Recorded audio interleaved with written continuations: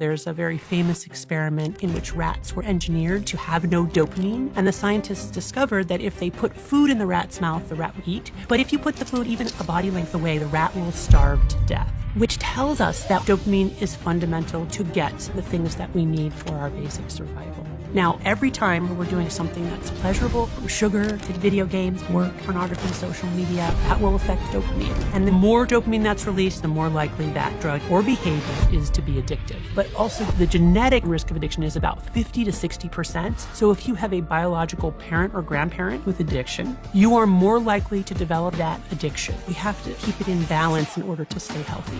Dr. Anna Lembke is Professor of Psychiatry at Stanford, Chief of the Stanford Addiction Clinic, and a world-leading expert on the subject of dopamine. She will tell you how this one powerful chemical is controlling your life and what to do about it. One of the most important findings in neuroscience in the past 75 years is that the same parts of the brain that process pleasure also process pain, and the balance wants to remain level. The problem is that we automatically seek out pleasure and avoid pain, and we're exposed to all kinds of pleasures that we have in the modern world. And our brains are reeling in response to try to compensate. Now I need more of my drug in more potent forms to get the same effect, which then leads to addiction. And that's what happened to me when I got addicted to romance novels.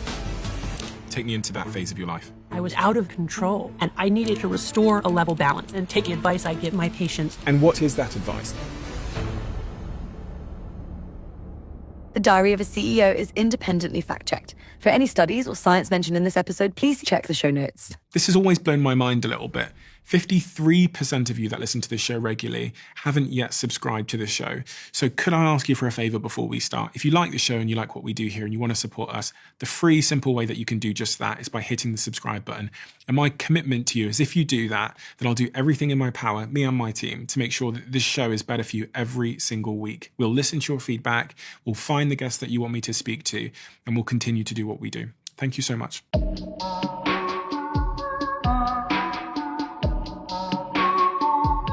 I've sat here for the last 20 minutes trying to figure out how to say this to you. So I'm just going to say it how it comes out my mouth. And I apologize if this is messy. But if there was ever an episode this year that you should listen to, it is this one. Since this episode was recorded about a month ago, all I've been thinking about is how on earth I get you to watch this. And I don't say this often. The last time I said this was the first time Mo Gawdat came on this podcast. This is the second time I've said this in almost 4 years of recording this podcast on YouTube.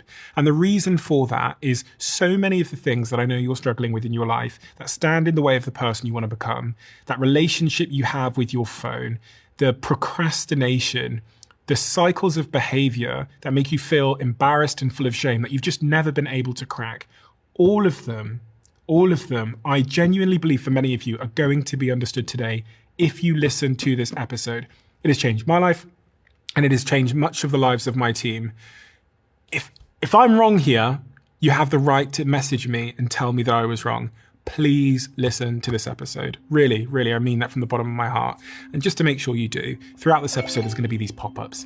If you collect 8 of these codes that are going to pop up on the screen and put them in the document link below, you'll unlock something very special, some additional content. Please listen to this episode. Dr. Anna Lembke. You wrote one of the most iconic, well-known books about dopamine, which propelled the subject matter of dopamine into the public consciousness. But I guess the most important question I should ask you is, why does dopamine matter? Good question. Good place to start. I mean, dopamine matters because it's fundamental to our survival, right? So it's the chemical that we make in our brain that tells us this is something we should approach, explore, investigate. So it's really almost the survival chemical. So what is dopamine? If you had to explain it to a 10-year-old, how would you go about explaining it? So dopamine is a chemical that we make in our brain.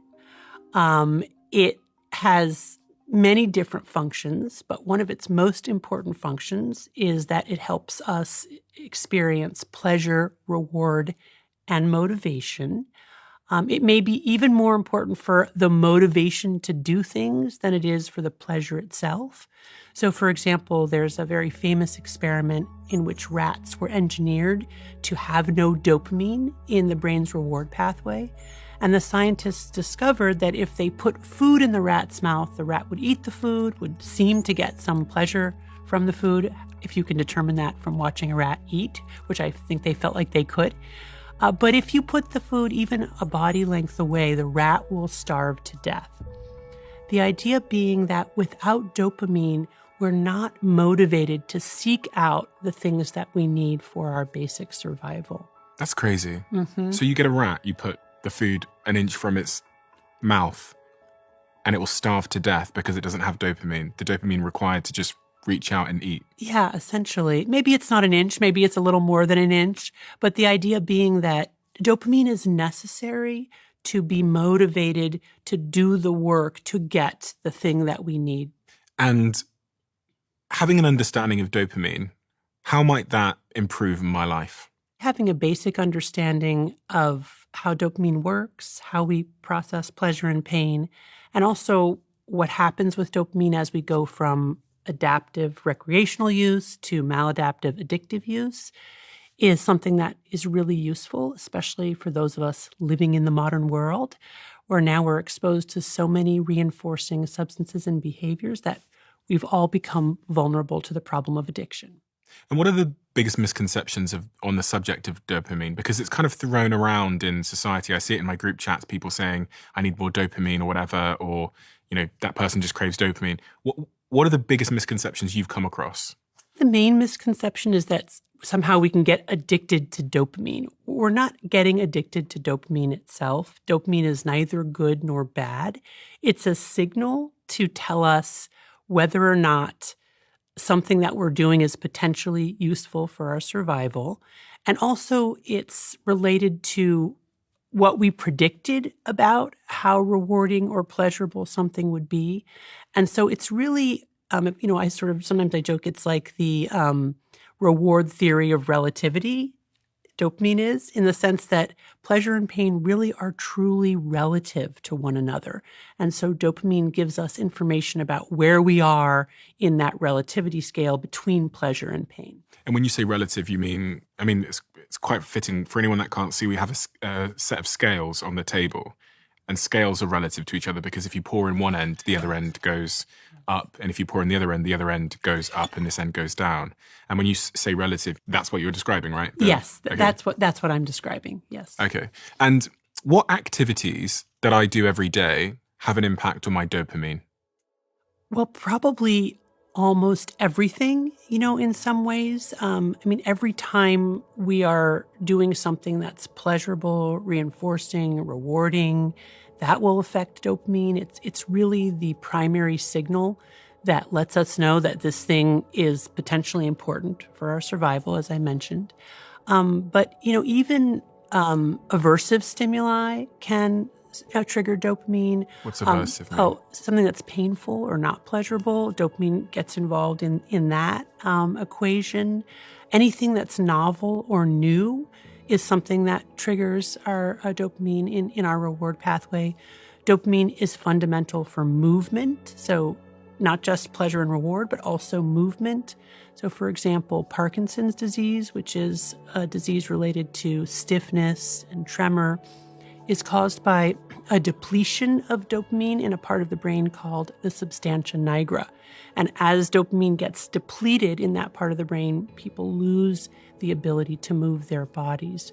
And it's probably no coincidence that the same neurotransmitter that is so important for pleasure, reward, motivation is also really important for movement, because most organisms have to locomote toward the object of their desire.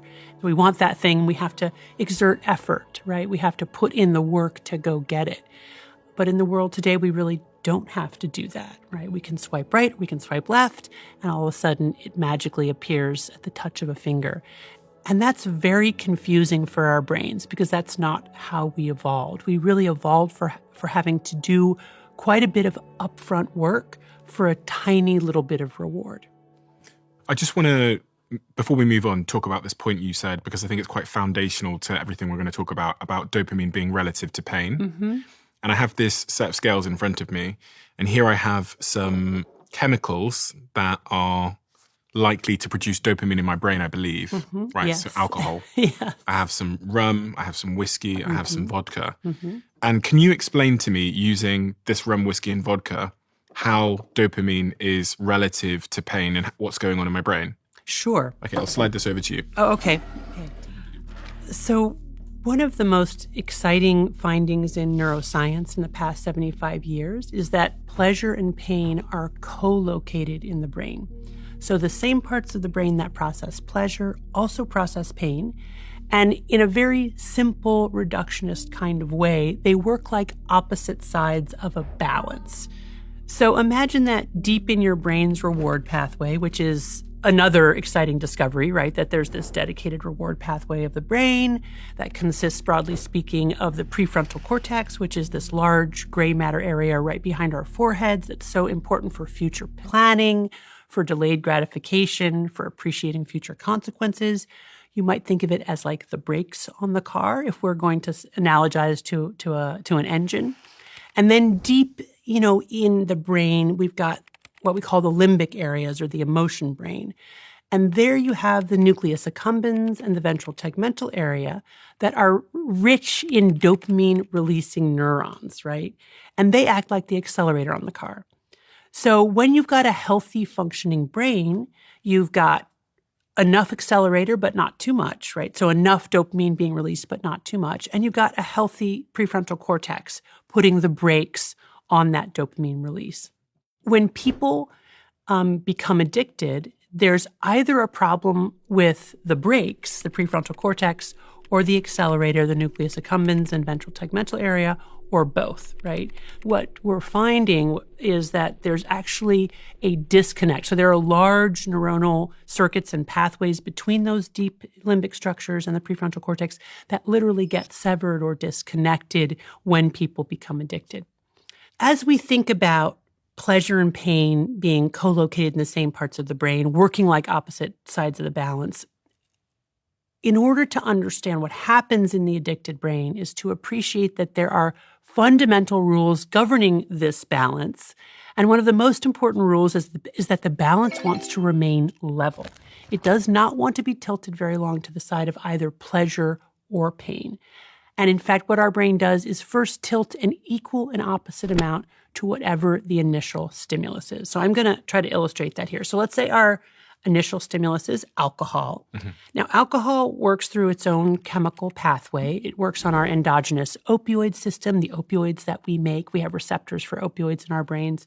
It works on our endogenous GABA system, which is our calming neurotransmitter. And at the end of the day, it releases dopamine in the reward pathway. So any potentially addictive substance will release dopamine in the reward pathway. The more that's released and the faster that's released in a given individual, the more likely that substance is to be addictive. Now, another important concept here is what we call drug of choice, which is to say what releases a lot of dopamine in your brain may not release a lot of dopamine in my brain and vice versa, right? Which is this idea that people have predilections to different kinds of drugs. And by the way, people can get addicted to behaviors too. I should emphasize that. When you say drug of choice, you mean the brain has a particular sensitivity to that drug in terms of dopamine?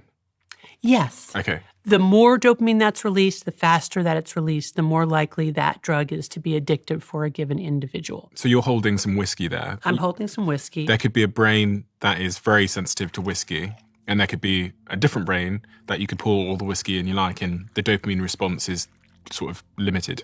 Exactly. Okay. And for many of my patients who become addicted to alcohol, they will tell you that from the first moment they had alcohol, they knew they were either in trouble or had met their best friend or some combination. It was a very potent experience for them. All right, so let's go ahead and put this on the pleasure side of the balance. Dopamine's being released, but no sooner has that happened than my brain will work very hard to restore a level balance. And by the way, a level balance is what neuroscientists call homeostasis, okay? And one of the overarching physiologic drives for all living organisms is to return to homeostasis. Homeostasis is that parameter of what's often called affordances, or states of being that are adaptive and healthy for the organism. For example, like we have a certain homeostasis of body temperature, and if we go much beyond that, either too high or too low, we will disintegrate and die, right? So homeostasis is that states of being that are compatible with existence and potentially advantageous too. Sort of baseline level. That's right. Okay. Yeah, balance. baseline level. And by the way, we're always releasing dopamine at a kind of tonic baseline level in our brains. I sometimes think of it as the heartbeat of the brain.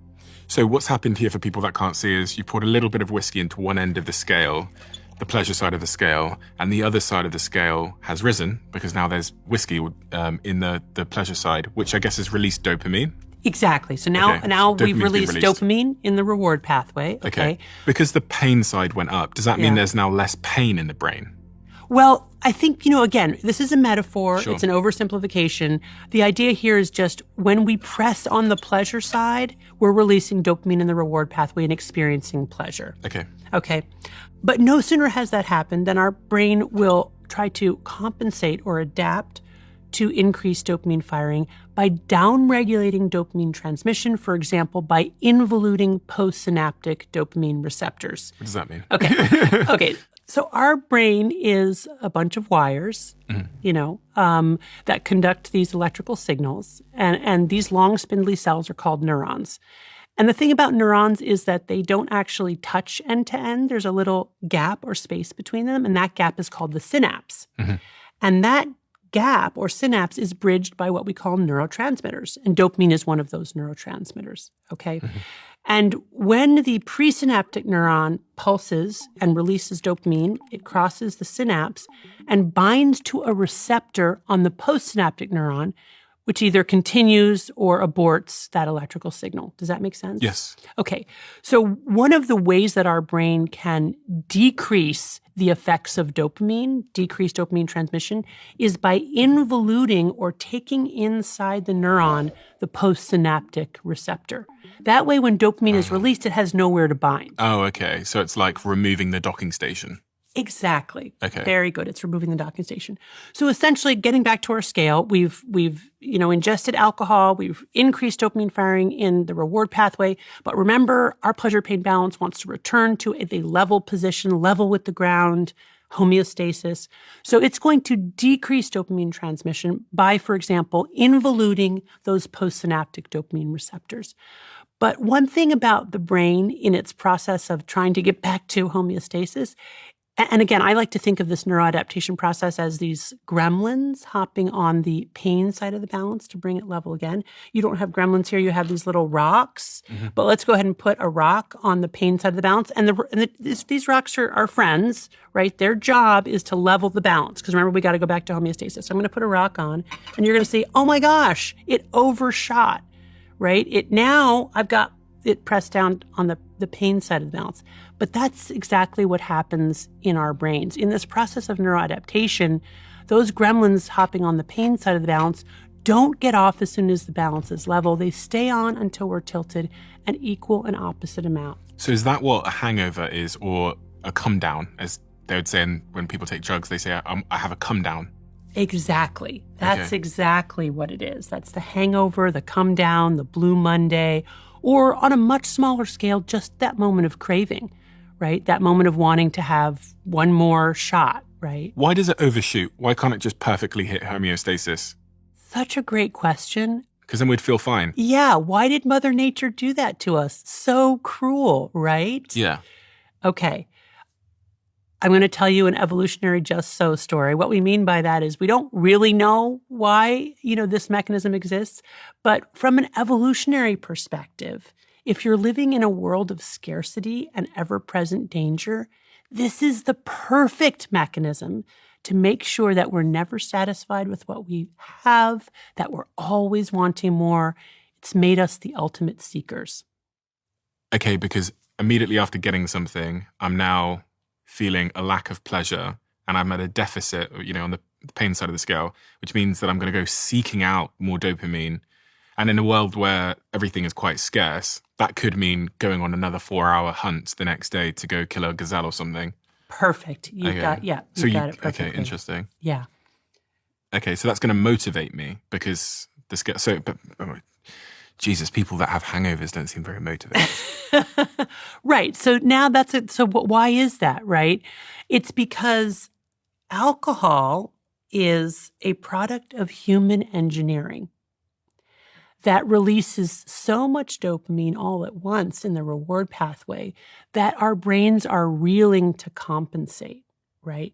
We really weren't evolved for this much pleasure with this much easy access. As you said yourself, we were really evolved to have to do quite a lot of work up front and to be hungry and to be lonely and to be tired and then get a little bit of reward that would then bring us back up to homeostasis. So really, we were evolved to be pressing on the pain side of the balance in our effort to find pleasure. And then when we find it, that little bit of food or clothing or shelter or a mate would bring us back to the level position. Does that make sense? Yeah, so you're telling me essentially that we're all wired to be addicted.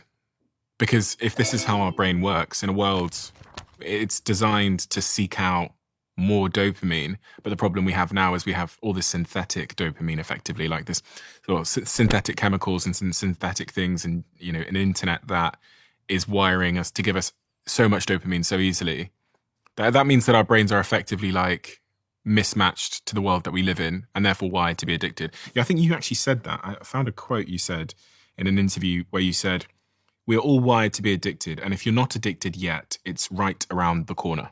Right, coming to a website near you. Yes, I guess I would qualify that a little bit by saying we're wired for survival in a world of scarcity. That's not the world we live in now. We live in a world of overwhelming overabundance. And so there is a mismatch between this ancient wiring that has us relentlessly pursuing pleasure in order to survive and a world that's so infused with pleasure and so many rewarding stimuli that now we're overwhelming our reward system and our brains are reeling in response to try to compensate. So what happens to this scale then in such a world where I can get a big hit of dopamine all the time using some of these synthetic things or the internet or pornography or whatever else? What's going on with this scale over and over again? Okay, great. So let me get there. Let me first say, though, that remember, after we do something that's highly pleasurable, our brain compensates with neuroadaptation, tilting an equal and opposite amount to the side of pain, and then restoring our balance back to the level position, right? Or what we call homeostasis. So this doesn't last forever, right? It's to pleasure, then it's to pain, then it's back to the level position. But if we continue to consume our drug of choice over days to weeks to months to years, and we add in a whole bunch of other drugs, and now we're consuming, pornography and smoking pot and eating donuts and, you name it, all at the same time, then essentially what happens is those gremlins on the pain side of the balance end up camped out there. For anyone that can't see, she put all of the rocks into the pain side to represent all of the addictive behaviors that this individual has now taken on. Right. And now we've entered addicted brain, by which I mean that we've changed our hedonic or joy set point to the side of pain. Now we need more and more of our drug in more potent forms, not to get high and feel good, but just to level the balance and feel normal. And this is not going to be enough. To level the balance, I would have to keep filling this much more than this container can hold. And that would be in pursuit really of just trying to level that balance so that we can feel normal. And when we're not using, we're walking around with a balance tilted toward the side of pain, experiencing the universal symptoms of withdrawal from any addictive substance or behavior, which are anxiety, irritability, insomnia, depression, and craving.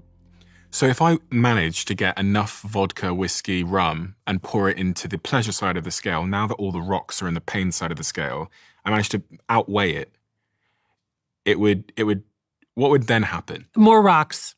More rocks would be added. Yes, okay. more rocks. So momentarily, yeah, I would maybe be in a little bit of pleasure. Yes. But then my brain would remove those docking stations again, remove more of them, and more rocks would go in, and I'd slam down on the pain side again, which means I need more alcohol to try and get up to pleasure.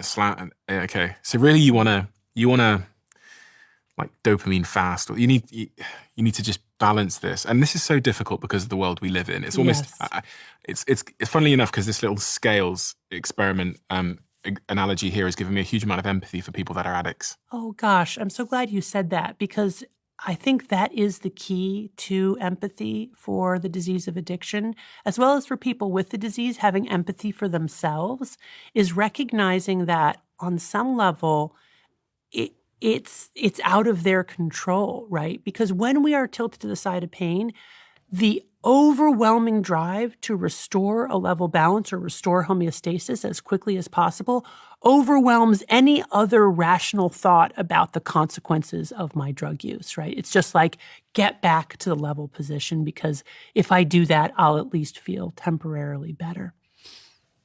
One of the things this analogy also highlights for me is that people who are addicted aren't trying to self-harm. Right. And this is kind of the prevailing narrative, that if you're like, why would you do that to yourself? Right. Whereas when I look at this analogy, I go, actually, what they're trying to do is to deal with pain. And we're all trying to find ways to deal with our pain. And but in this analogy, what ultimately happens, and I guess is what's happening with addicts, is the way they're choosing to deal with their pain is becoming self-destructive, and that's creating more pain. Right. And it's this vicious downward cycle. Yes. And I think that sort of reframing of what's going on there is really critical, because again, it begets more empathy. Absolutely. I agree with you. And I think, this metaphor, it makes an assumption that we all start with a pleasure-pain balance that's level with the ground, but actually that's probably not true, right? Some people at baseline may actually be more depressed or more anxious, or may have had life experiences that sets them up for a kind of chronic stress reaction. And we know that people with co-occurring psychiatric disorders, for example, are at increased risk of developing addiction, probably because they're reaching for that substance to self-medicate their psychiatric problem. The issue with that is that it's not medicinal, right? It's not healing. Although in the short term, substances can help with those kinds of feelings of psychological and physical pain, over time, because of the way the brain adapts, as we've discussed, substances and other addictive behaviors just make psychiatric problems worse, right? As we drive ourselves further into the kind of, the pain side of the balance. So is this why trauma often leads to addictive behaviors? Because the trauma has caused a pain, a stress, and we're searching for ways to medicate that pain or stress. Yeah, to numb ourselves, to not be present in our reality and have to deal with what's going on there. Is dopamine, what role is dopamine playing in It's trauma, all the though? same. Okay. Dopamine originally was to help us find those things that we need to survive: food, clothing, shelter, a mate. We call those natural rewards. But today, that same reward pathway that relies on dopamine has been hijacked by all of these artificial rewards that our brain confuses as necessary for survival, which is why people with severe addiction will be willing to lose, not consciously, but unconsciously, their loved ones, their homes, their jobs, everything they have in pursuit of their drug of choice. It's because their brain has been hijacked and they now confuse the drug as necessary for survival. The other thing about drugs is that they're incredibly potent. They release a lot of dopamine all at once, which again is confusing for our brain. Natural rewards require upfront effort where we do a lot of work and then we get a little bit of dopamine. And that's what our brains evolved for. I mean, that makes sense in my own life. When I'm most stressed or most challenged by something professionally is when I immediately notice that my diet goes out the window. I start eating things that are bad. I actually stop going to the gym as much. And it can form a bit of a downward spiral, can't it? I guess, as we've kind of seen from the dopamine scale. Can I get back to your Please, question though about yeah. trauma and Yeah. stress? So there's a very interesting series of experiments in rodents, mice and rats, where first of all, rodents very easily get addicted to cocaine. They will press a lever for cocaine until exhaustion or death. But if that cocaine is then taken away, that behavior will extinguish, which means that the mice will eventually just stop pressing the lever, right? Because they're not getting any cocaine. Totally makes sense. And then they'll go off and do something else in the cage. But if they're then exposed to a very painful foot shock, right? So a very extreme physical pain, which you could equate to a serious life stressor. The first thing the rat will do is run over to the lever and start pressing for cocaine, which tells us that once our brain has discovered a drug that releases a lot of dopamine in our reward pathway, even after we stop using that drug, if we are exposed to an extreme stressor, our brain will tell us immediately, go and do that thing that gives us a lot of dopamine because you are under stress and I need to be relieved of stress. Does that make sense? Makes perfect sense. Yeah. Yeah. So if you discover your drug of choice when you're younger and it's food or it's pornography or if it's, I don't know, anything that really made you feel good for a moment of pleasure, that will always become, in the case of these rodent experiments, the thing you run back to when life gets hard. Right. And we see that again and again in people in sustained recovery from addiction, that when they are under stress, that is a trigger potentially for them to relapse. So they have to be really thoughtful in their lives for, number one, trying to avoid stressful situations. And by the way, stress can come in many different forms. There's a great acronym in Alcoholics Anonymous called HALT: hungry, angry, lonely, tired. Those kinds of stressors, everyday stressors, which we all experience, hungry, angry, lonely, tired, can trigger us to want to use. So people in recovery have to be really thoughtful about not getting too hungry, not getting too angry, not getting too lonely, and not getting too tired. At the end of this conversation, I want to go through all of the sort of practical solutions that someone struggling with an addiction to social media, pornography, food, whatever it might be, can implement to try and shift that cycle that they might be going through, especially when they're halting, hungry, angry, lonely, or tired. Right. How often have you worked with addicts? Have you spent much time working with addicts directly? Oh my gosh, yeah. So that's the bulk of my career, is working with people with all different kinds of addictions. Give me an example of the most obscure. I had a patient who was addicted to water. I know, hard to imagine. You have to, though, understand her narrative. So she had a very severe alcohol addiction. She got into recovery from that addiction and gave up alcohol. But she discovered that by drinking copious amounts of water, she could become hyponatremic, meaning that she could lower the sodium levels in her bloodstream, which would then lead her to become delirious. And so in her desire to just be checked out, she would do that. She would drink large amounts of water. She's doing okay? No, sadly, she's not. She ended up taking her own life. So that was very sad. Gosh. In that situation, was there a root cause of that behavior pattern further upstream? Some kind of trauma or experience that had set this sort of cascading set of issues off? Yeah, I'm just speaking broadly. For some patients with severe addiction, trauma is a huge factor, especially severe early childhood trauma. But there are also many folks we see who have kind of great parents and have had happy childhoods and have great social networks and work that they enjoy, and yet they still become addicted. And that's because we are wired to consume as much as possible of whatever releases dopamine in our brains to have survived evolution to this date. And yet we're living in this world where we have access to so many drugified substances and behaviors that we've all become vulnerable to this problem. And the reason I highlight this is because one of the things that I think has happened in the field of addiction medicine that maybe isn't the best is that oftentimes patients themselves, as well as their providers, are digging really deep to find the trauma or the reason that someone has become addicted. And I think that that's important to do in some cases, but in other cases, it can lead to kind of manufacturing trauma where there really isn't any. Furthermore, I would say that when a person is in the throes of their addiction, they're not going to be able to really do the complex emotional processing of their trauma while they're still using their drug of choice. That they really need to get out of that vortex of addiction and get into some degree of recovery before you would even want to go tackle some of those early traumatic experiences. How many people do you think are struggling with some form of addiction? Well, if you think of addiction as a spectrum disorder, right, there's mild, moderate, and severe.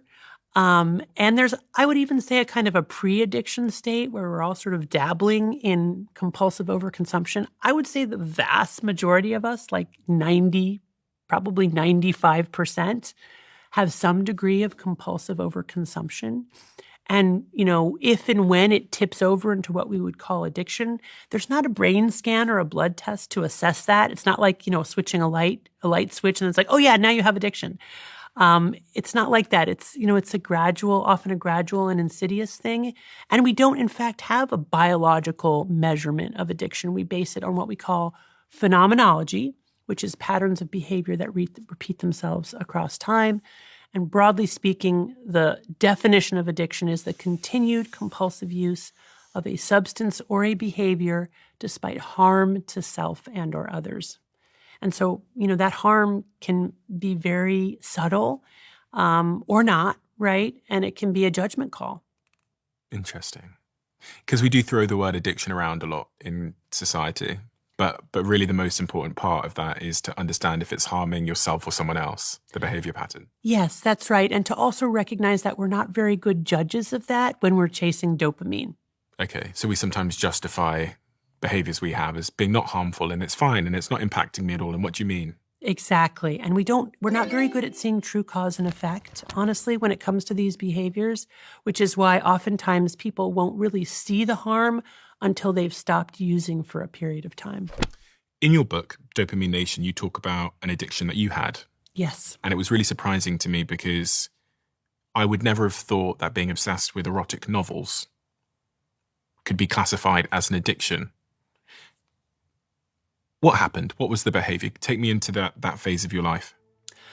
So I was in my early 40s. My kids were no longer little. I got a lot of my self-worth and identity from being a mom.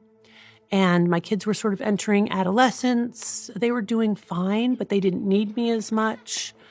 So I had kind of a grief reaction, in response to that, was trying to figure out, how to navigate this next phase of my life. I'd always been a reader, and in particular, a reader of novels. In my own way, that was how, as a child, I self-soothed, was to escape into the fantasy life of novels. But I never had what I would call a problem with it. And then one day I heard another mother at school said that she was reading this great book. It was called Twilight. It was about these vampires, and she was going on and on about it. And I read it, and I can't tell you what it was, but it was just like the key in my particular lock. It was completely transporting. It just released a lot of dopamine, is all I can imagine, in my brain's reward pathway.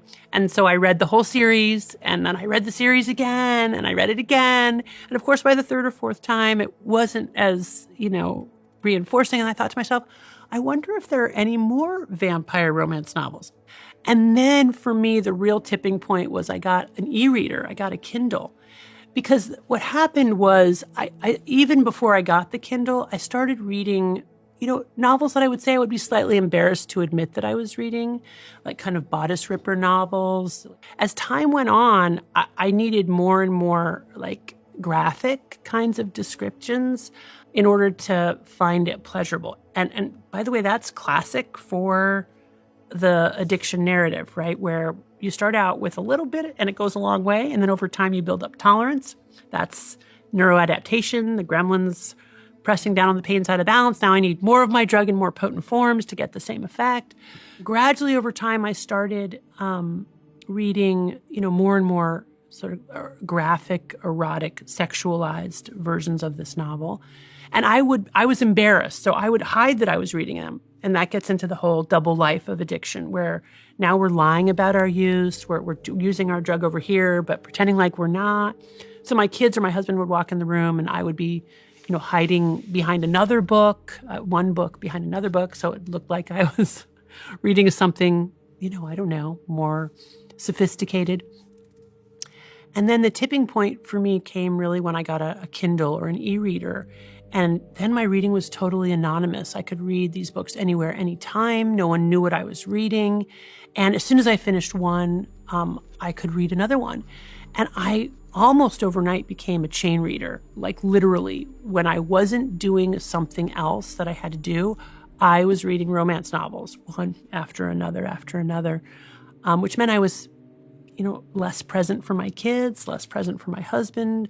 I would often stay up till 2, 3, 4 in the morning on a weeknight reading romance novels, have to get up 2 hours later, go to work exhausted, not able to be present for my patients, not enjoying my work, gradually getting more depressed, more irritable, more anxious, more insomnia. We went on a family vacation with a family friends of ours, everybody together at this beach house, all the kids playing. I was like hiding in a room reading romance novels. So, and this is exactly what happens with addiction, is that our focus narrows and the things that we used to enjoy are no longer pleasurable. Only this one thing has salience for us. We plan our whole day around getting it, using it, hiding our use. And that's what happened to me. It's so interesting because as you were talking about that, I was thinking about all the behaviors that I have that are maybe isolating me, or, I just even things like spending a lot of time on the internet, just watching video after video after video on YouTube, or those kinds of things, or just like spending tons of time in my WhatsApp group chat, talking, like roasting my friends about nothing. Right. How do you know if it's because on one end of the spectrum, I could say, okay, well, that's harming my relationship with people in the real world, but it's making me feel good, and it's, maybe helping me in another department because I'm learning more about vampires, or, because there might be net harm somewhere else, but then an upside over here, and then I start rationalizing this behavior. Like, how do you just distinguish between these behaviors and know what's bad and what's good? You know what? It's really hard.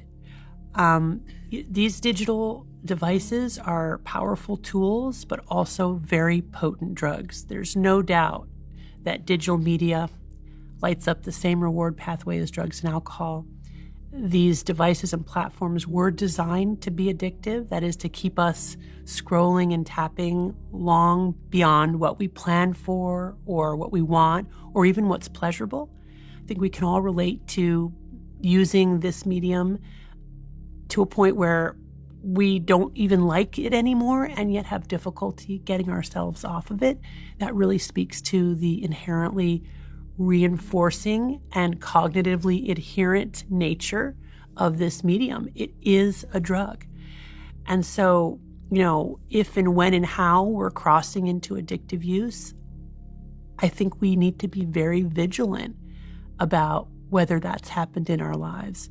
And one of the ways to do that is actually to try cutting out that particular digital medium, that website, or that behavior for a period of time long enough to experience withdrawal, potentially reset reward pathways, and then reevaluate. Because when we're in the behavior, as you yourself noted, it's very easy to rationalize, oh, I need to do this for work. Oh, I need to do this to stay in touch with my friends. Oh, I'm learning so much from this, right? And all of that may have been true initially, but may not be that true anymore. And what I often point to is the subtler signs of addiction, which are things like depression, anxiety, inattention, insomnia, restlessness. These can be early signals for our consumption entering into that addiction range, but us not realizing it, because again, we don't see cause and effect, which is why doing an experiment like I did with my romance novels, following in the footsteps of my patients and taking the advice I give them. And I gave my romance novels up for 30 days, right? Just to see okay, I think this is a problematic behavior. Can I give it up? How will I feel? And the very first day the very first 24 hours that I did not read any romance novel, any novel at all, I was astounded at my level of anxiety, restlessness, and utter insomnia. I had completely unlearned the art of putting myself to sleep without this digital narrative. And that lasted a good 10 to 14 days, completely mapping on with the amount of time it takes typically to get out of acute withdrawal. That is to say, for those neuroadaptation gremlins to hop off the pain side of the balance, and for homeostasis to begin to be restored. But by the time I got to weeks 3 and 4, I felt not just better than I had in the first 2 weeks, but actually better than I had felt in a really long time. I enjoyed my kids more. I was more present for them. I enjoyed my husband more. My work seemed salient again. I had started to think, oh, maybe I should do something else. Maybe I, this work, I've been doing it a long time. It's not that interesting anymore. All of a sudden it was interesting again, right? So you see the relativity of that hedonic pathway and how when we're doing that behavior or substance that's so reinforcing that everything else loses its salience, we can really misidentify what is causing our irritability, anxiety, insomnia until we stop that substance for long enough to see its impact on our lives. How is it making you feel? Because I think a lot of people can't understand how you could get addicted to a book. I'm sure some people understand that, but for me, it's not something I've ever become addicted to. So how did it feel? Was it like exciting? Is it arousing? Is it somewhere in between? I mean, I think that romance novels are essentially socially sanctioned pornography for women. Okay. And the medium is narrative.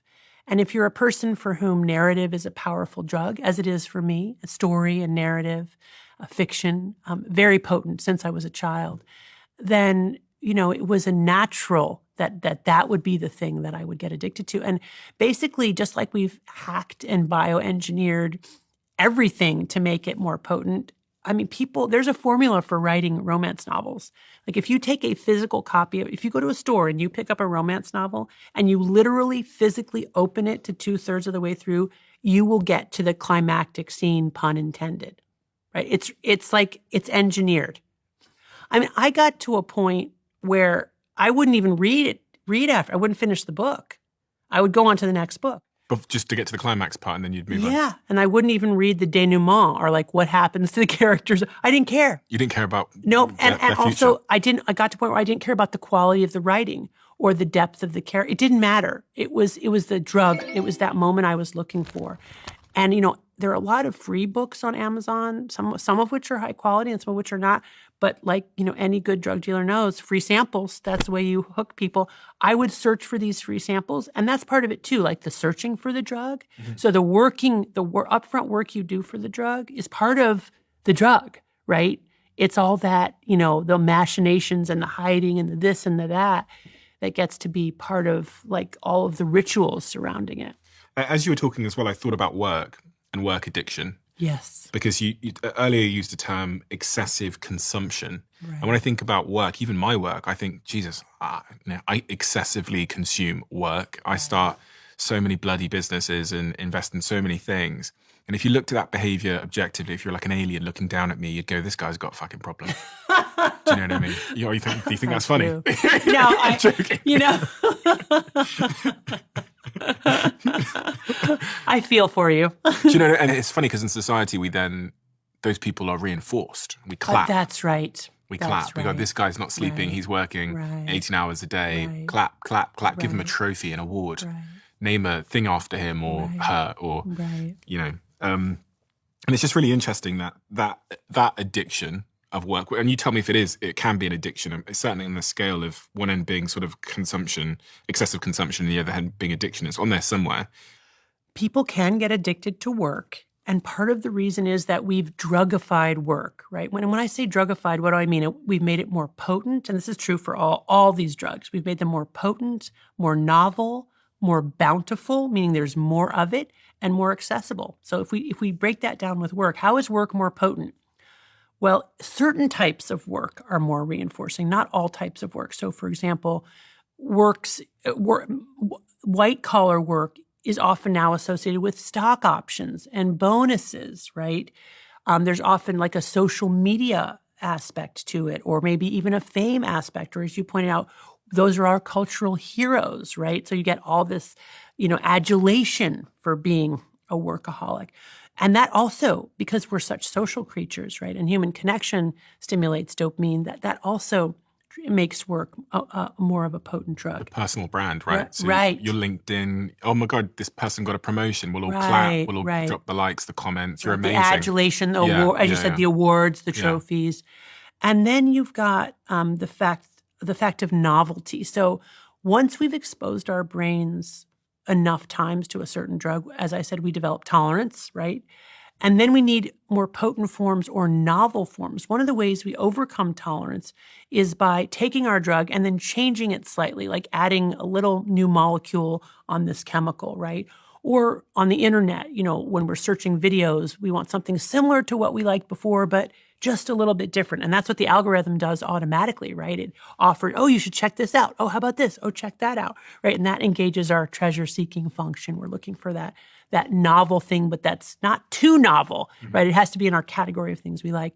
And I think for work, we have that too. Like there are so many ways now that people can engage in their work. And it's not all bad that it's novel, but, certain types of work, it makes it very enticing. Then you have quantity, right? I mean, work never ends. There's like no natural stopping point for work. You do a line of cocaine, you run out of money, you run out of cocaine, you're done, right? But that's not true for work. Everywhere, anytime, and then that gets to accessibility. One of the biggest risk factors for addiction to any drug or behavior is simple access. We know that if you grow up in a neighborhood where drugs are sold on a street corner, you're more likely to try them, more likely to get addicted. If you live in a world where you have access to work 24/7, you're more likely to expose your brain to more work and more likely to get addicted to work. Again, especially if it's got all those other reinforcing qualities. This is probably in part why people quit their jobs. You mean if they just get overwhelmed? Or it's partially why people can never quit. But I think it's important to make a distinction between work that's reinforcing in those ways and then work that's completely not reinforcing. Alienating, mind-numbing, work in which the actual task is separated from the meaning of a task. I mean, they quit their jobs either in search of more dopamine. So if I'm working in a job where, I don't know, maybe it once gave me dopamine and now it's become monotonous and the same. Right. I need to quit to go find... Right. There's novelty for you. That's right. Yeah. And that's true. Many people change jobs every 2 to 3 years. I recently read that the average life of a business now is like 15 years, whereas 50 years ago, it was 50 years. And there's all this turnover, all this churn, chasing novelty. Also, I do want to emphasize that people who are in work that's not like intrinsically rewarding, but is the opposite, kind of soul-sucking, that's also a risk factor for addiction because people just wait till the end of the day, till they can go home and then use a drug to numb themselves from the stress of work. So it's plausible that people who are in lower pleasure jobs are more likely to be overweight or addicted or dependent on alcohol. Yeah, or simply opt out of the workforce, as many young men are doing now in the United States. And what we know from data that's been collected is many of them are playing video games, right? They've just completely opted out of the workforce.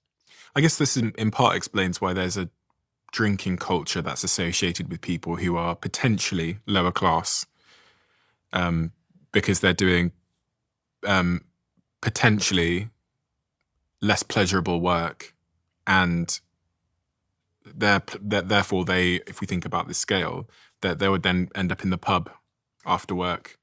Maybe that's partially true, but even people doing like doctors and lawyers, there are equal rates of alcoholism among those groups. I think what's happening there, though, is that the nature of the work is just so stressful, whether it's white collar or blue collar, that there's this kind of work hard, play hard, right? Where I'm going to work all day and at the end of the day, I'm going to reward myself. So now you've got a pleasure-pain balance that's going pleasure, pain. And remember, the biological definition of stress is any deviation from neutrality. So that every time our brain has to work to restore a level balance, we're actually triggering our stress response, triggering our own adrenaline. It's stressful to have to restore the balance from those extremes of pleasure and pain. I read in your book, you were talking about how different behaviors and sort of chemicals and substances have different impacts. And It was on page 50 of Dopamine Nation. In a study of mice, sex increases the release of dopamine by 100%, and amphetamines, which is like drugs, right? Hardcore drugs, increases it by 1,000%. By this accounting, one hit of a meth pipe is equal to 10 orgasms. Yes. It's interesting to think about that the different behaviors we have and how they'll have a bigger impact on our dopamine. Is there like any, in a typical order of things that are like extremely dopamine inducing and things that aren't? What's at like the top and bottom of the list, but in your view? You know, I really think that it depends on the person, and we've got to look at drug of choice, right? I mean, potent drugs like methamphetamine, like opioids, like alcohol, like nicotine, like cannabis, are going to be very reinforcing for many people, but not for all people. And most people do have their one drug that they sort of prefer above all others. So although generally speaking, intoxicants release a lot of dopamine in the reward pathway, I think every person is going to be different. And also, we don't really have good ways of measuring absolute values of dopamine in human beings, right? We can do that in rats, but we can't really do that in humans. It's relative values.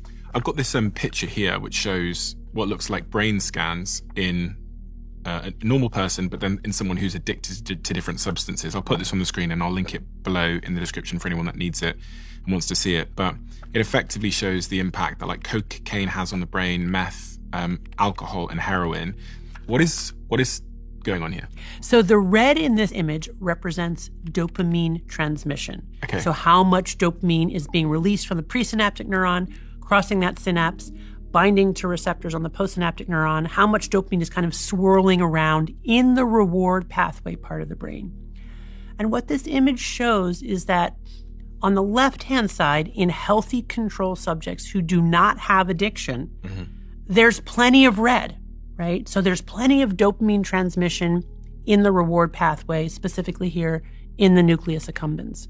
But if you look at the right-hand column, you'll see that in these individuals who have been using cocaine, methamphetamine, alcohol, and heroin in addictive ways, there's almost no red, which means there's decreased or below normal levels of dopamine transmission.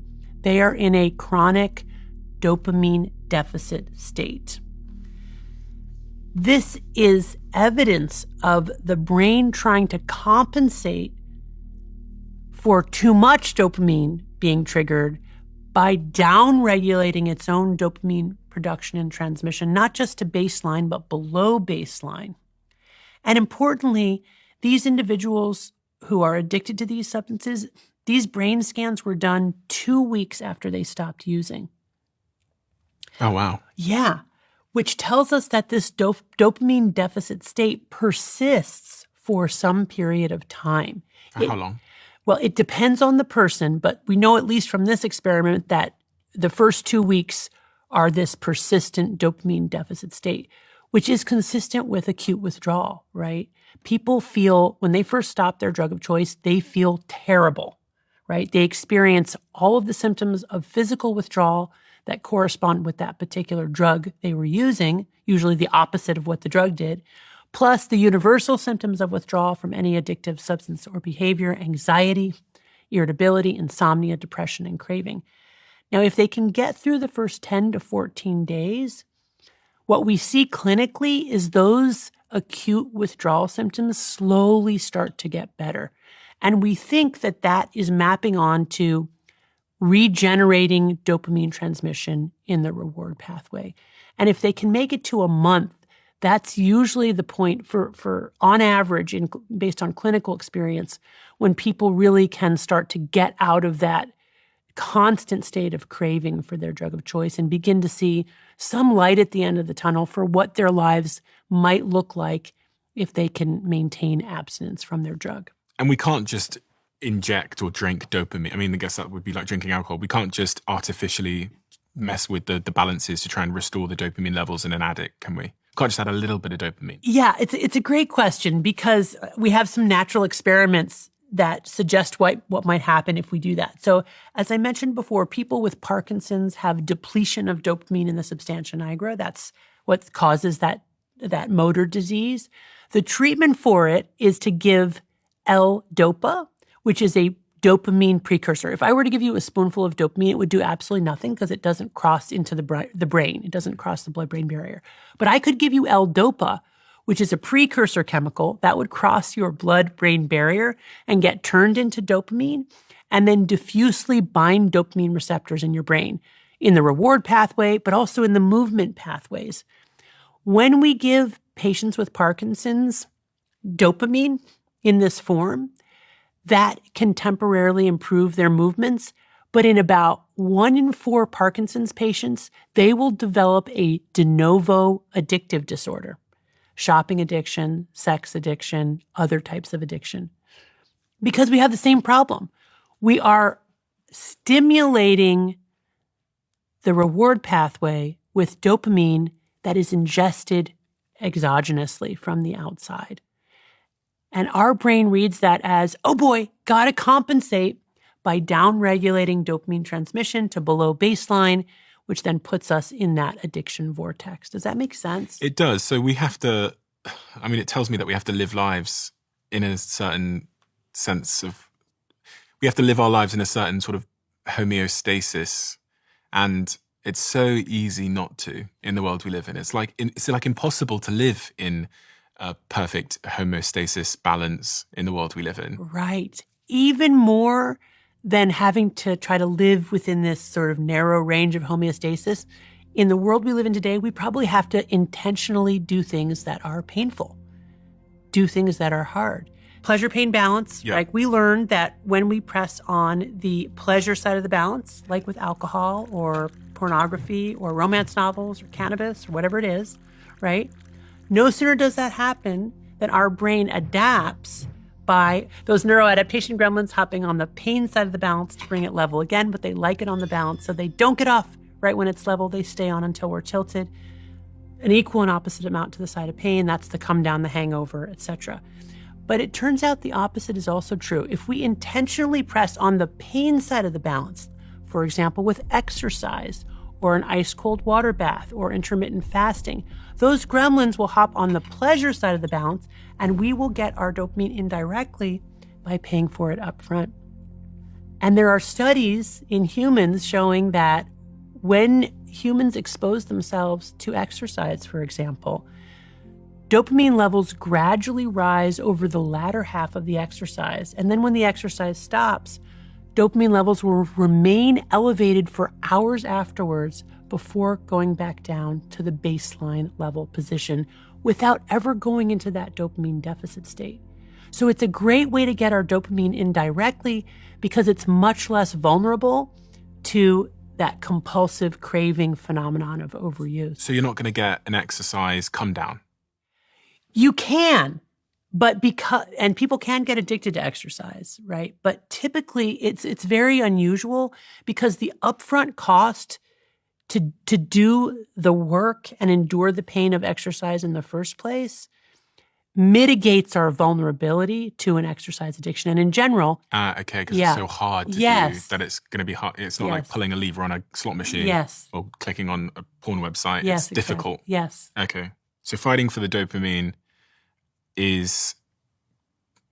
insulates us against the chance of an addiction, having to really fight hard for it. Okay. Yeah.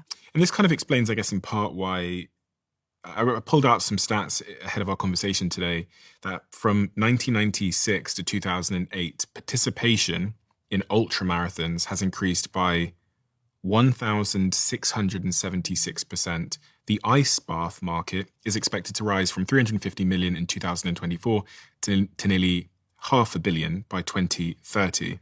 The number of people taking part in obstacle course races like Tough Mudder or High Rocks, et cetera, has increased by almost 7x from 2010 to 2017. It seems like in society there's this counter movement towards people seeking out hard dopamine, chasing pain. Yeah, those are amazing. I didn't know that. Those are amazing numbers. In general, there's a part of me that wants to say, well, that's a good thing. But there's another part of me that's wary also because we're so good at drugifying everything that we do that there's a way in which these types of behaviors can also be drugified, right? Made more potent with all of the technology, the way that we count ourselves, the leaderboards, the social comparisons, all of that takes this thing, which is really in its natural state, kind of impervious to addiction. Like you just typically wouldn't get addicted to these types of painful physical activities. You would do what you needed to do for survival, but we've managed to make them addictive in all these different ways. I still think it's a better way to get your dopamine. Like I really encourage exercise. We always talk about movement as medicine.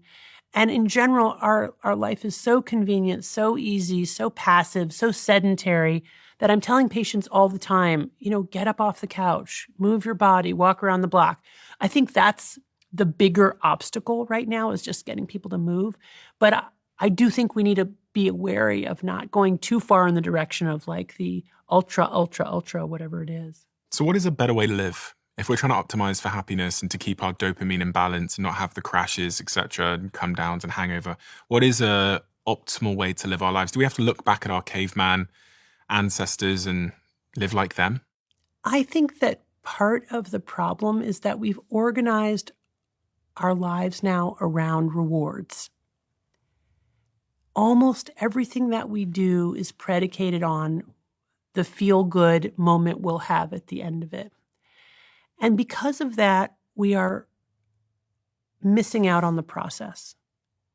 We're projecting our psyche forward into the future toward the reward and not able to really be here in the moment. Okay, this is going to sound weird. I'm going to give you a weird example. So driving over here today, I found I was nervous for this interview and in a way looking forward to it, but in a way wanting it to be over, right? And in seeing that in myself, I thought, that's so sad. Like that's so sad that we live our lives that way, myself included, always this weird blend of wanting whatever we're doing to be over.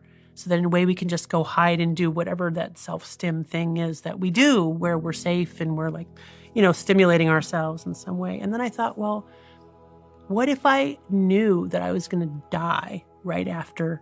I'm going to come off really weird now.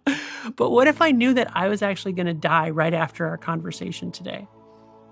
That totally changes my perspective, doesn't it? Because this time you and I that's all I got. It's over for me when this conversation is it. I really better be right here, right now, and really taking joy in whatever you and I can find together. And I think the more we can do that, the better. What's happening there? You're removing the thought of the outcome, the reward, the potential, failure or whatever, and you're focusing on just being present. And in doing so, what is happening? It's a great question, and I've actually given this quite a lot of thought because I remember when I was in college and I, met some like Zen people and they were like, be here now, be here now. And I thought, well, whenever I'm here now, I'm miserable. Like I don't like me and I don't like being in the world. I don't want to be here now. I want to be somewhere else. So I didn't really understand what they were getting at.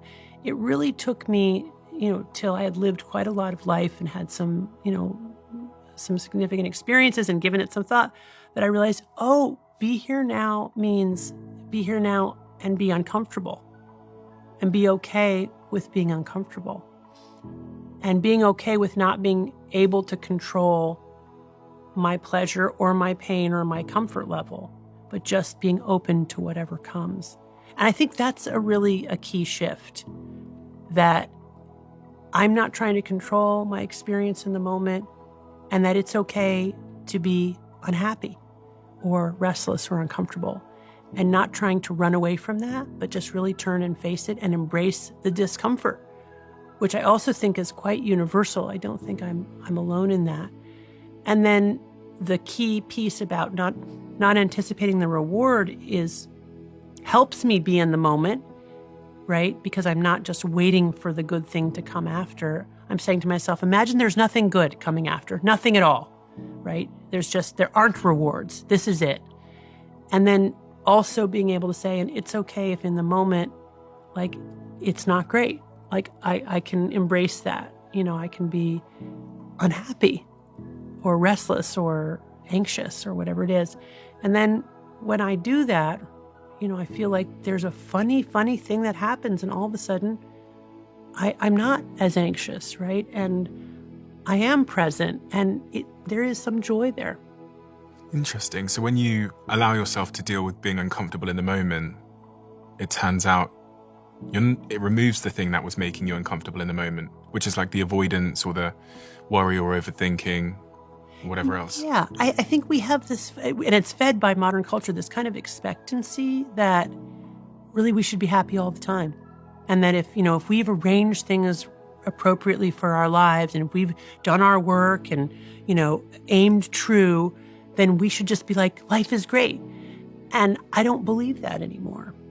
I think that, like Buddha said, life is suffering, but I really think that fundamentally, like, it's uncomfortable to be alive, and that it's a kind of a constant state of restlessness and discomfort. If we're being really honest and tuning in, when I really let myself see that and feel that, all of a sudden I'm freed from some of that. What has caused your anxiety throughout your life in the moment? You referenced earlier that some things have happened that have led you to understand this better and understand yourself better. What am I missing from this jigsaw puzzle? Yeah, well, you're good. You could have been a psychiatrist. Oh, really? Yeah. It's always time. This doesn't work out. There's still time, right? Yeah. It's not too late. You get a new profession. Yay. I think, for me, the big turning point was that we lost a child.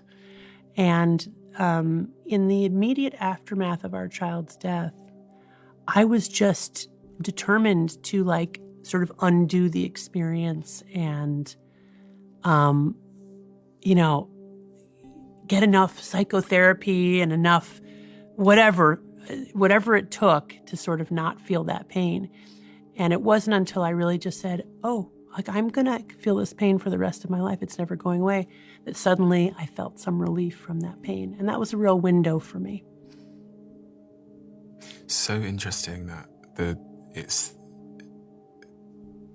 acceptance.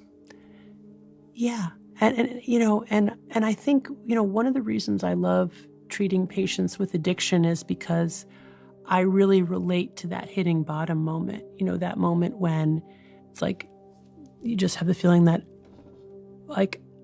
everything I try to do to manage this behavior or to make my life better only makes it worse. I felt like I had a very similar experience. And that it was only when I kind of realized, I can't run from this. I can't outrun this pain. That I began to have the beginnings of relief from that experience. I can't outrun this pain. It's our natural sort of disposition to try and outrun pain, isn't it? That's the irony, right? We're really wired to outrun the pain. We are. We reflexively seek out pleasure and avoid pain, and yet that's the very thing that doesn't get us to where we want to go. But we do now live in a world where it's very easy to outrun the pain. Yes. This is not a lion that's chasing me. This could be a bad email, and then I open up a tab and start doom scrolling, or open up a tab and start playing video games or pornography or whatever. Yeah, that's exactly right. There are so many ways that we can now distract ourselves from, our own suffering or our own awareness. And where do you find yourself now with dealing with that grief and the pain as we sit here? Yeah, I feel like in many ways it's been a real gift in my life. It's really informed my life in ways that, I've learned things from that experience that I think it would have been almost impossible for me to learn otherwise. You deal with a lot of people that are in a state of suffering. Mm-hmm. I imagine that's a weight, because even hearing the story of the lady that passed away after that water addiction, it was like a weight on my shoulders just to hear it. Yeah. So if your profession puts you right at the heart of this type of suffering, how do you manage that, to hold that weight? A couple things. First of all, a lot of people get better. And when people with addiction get better, it's so much better that it's incredibly rewarding to see. And they're amazing people. Absolutely. Like some of the most tenacious, talented people you'll ever meet. And when they get better, it impacts so many other people, right? Their friends, their family, the people they work with. So it's very rewarding work and not at all burdensome. Of course, for patients who don't get better or patients who die, it's a terrible feeling. And there is a sense of responsibility and guilt, even when I feel like there was nothing that I could have done otherwise. I carry those losses with me, so it's hard. Is there any particular cases that have stayed with you the most? Every patient I've had who's died while under my care, those are incredibly painful. And I will never, those are sort of those people will be with me as a part of me for all of my life. Young and old? Yeah, young and old. Yeah, it's especially tragic to lose young people. And it always feels like they're second guessing. Like, oh, if only I had done that, or if only we had intervened here. But I just think that's the nature of death. We can't get away from the feelings of guilt around it, no matter who we are and no matter the circumstances. How young can addiction and the consequences of addiction ruin someone's life? Like, how young can someone be when their life is ruined from the work you've done and the patients you've worked with? And what are those addictions typically that seem to be most susceptible to those that are young? Well, some kids start with drugs and alcohol, in 5, 6, 7, 8. Really? 5, 6, 7? Oh, yeah. It's, some kids use with their parents or their caregivers. They're exposed very early.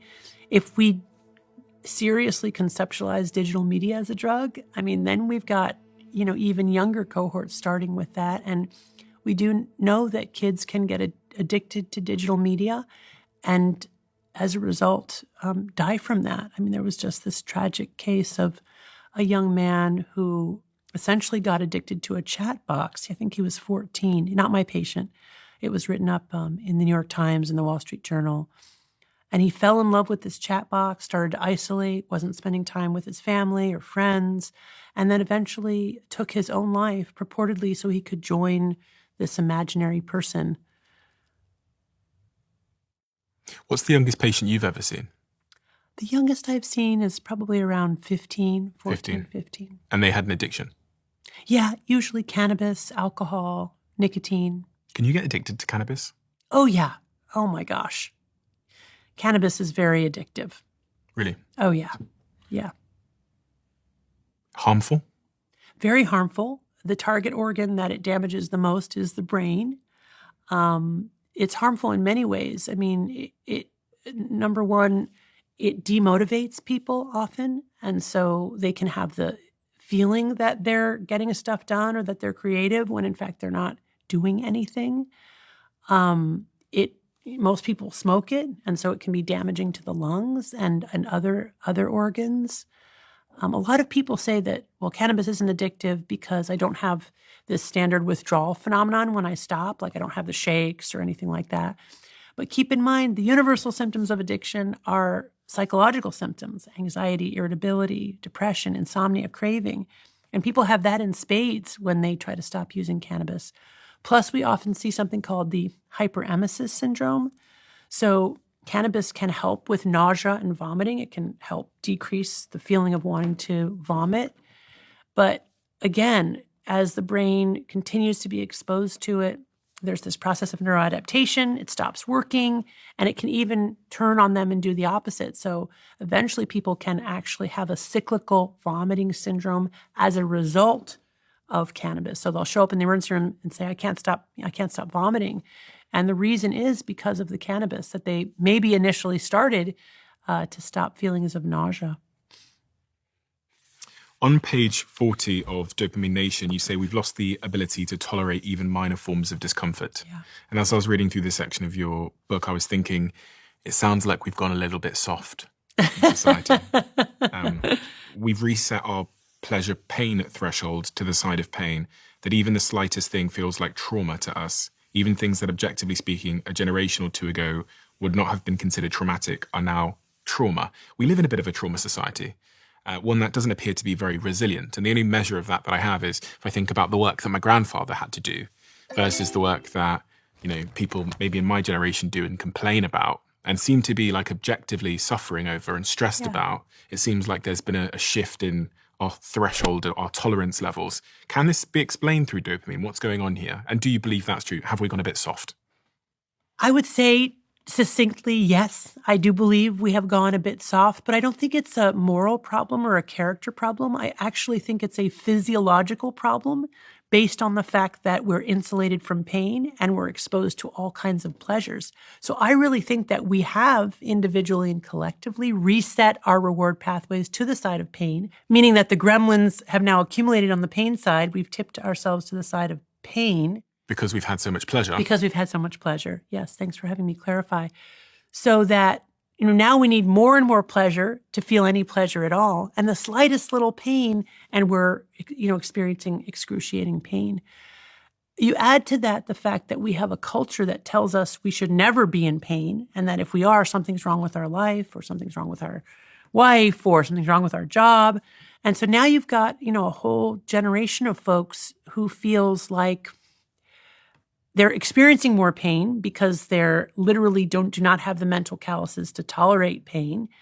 And now they're being told, and if you have any pain at all, you must have, something wrong with your brain. Go see a doctor, go take a pill. And I think this is really, this is not a direction we want to keep going in. We have a mental health culture where we assume most things are a mental health illness. In page 186 of your book, you say, I've become convinced that the way we tell our personal stories is a marker and predictor of mental health. Now, if you live in a society where everything has a label and it's a disease or an illness, or, I don't feel good today, so I've got this disorder and therefore I need this medication. I guess there's two questions. Is my assessment of the situation correct? And B, is this a bad place to be in a society where we think every feeling we have, we think everything that makes us different is a deficiency? Let me answer this by talking a little bit about the role of language and narrative, because I think this is very fascinating. And, as a psychiatrist and a therapist, that is my bread and butter, right? Is narrative, how people tell their stories. Mm-hmm. By giving language to our experience, we gain awareness of our conceptual models of the world. Okay. And what I have learned over time is that the way people tell their stories is a window into their model of the world, and that there are healthy narratives and not so healthy narratives.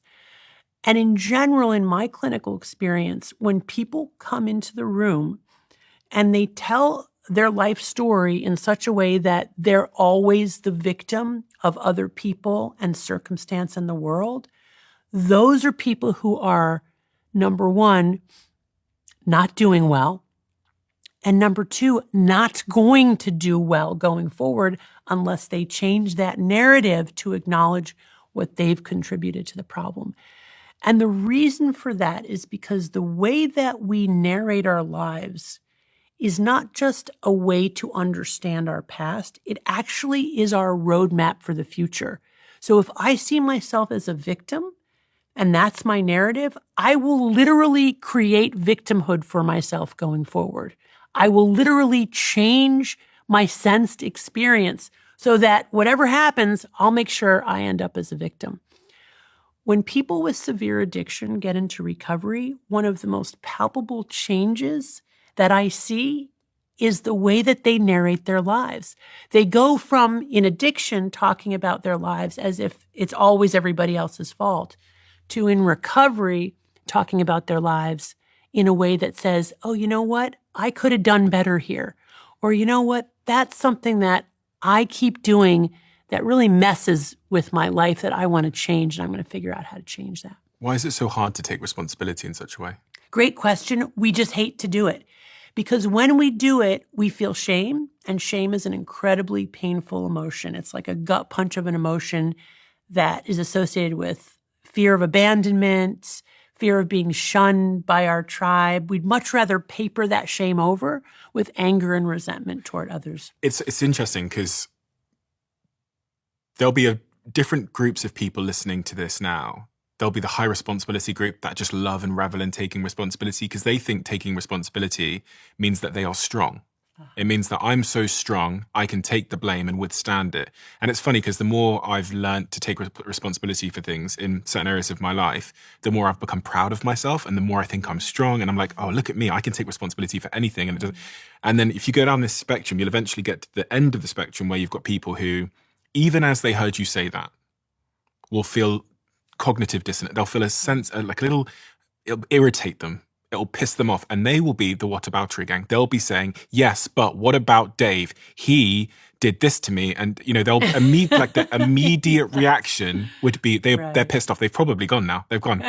So we're not even talking to them anymore. But if you but it's fine. We can talk about them. They're no longer here. Right, there you go. But that group of people, my question really is, how do you speak to that group of people and convince them that actually taking personal responsibility is a good thing for them? And if they're focused on what their core values or their North Star is in their life, then personal responsibility is the path there, not blame, not victimhood. Like how do you turn those people around? Great question. And I have to say, what I know about this, I learned from Alcoholics Anonymous and what they do, because they do something that's really incredible. First of all, it's necessary to validate somebody's victimhood. So this is to say you have been wrong. If they really have been wronged, to validate that, or you experienced this trauma, or you were born into this crappy situation and you were just a kid and you had no choice about that, and to really acknowledge that.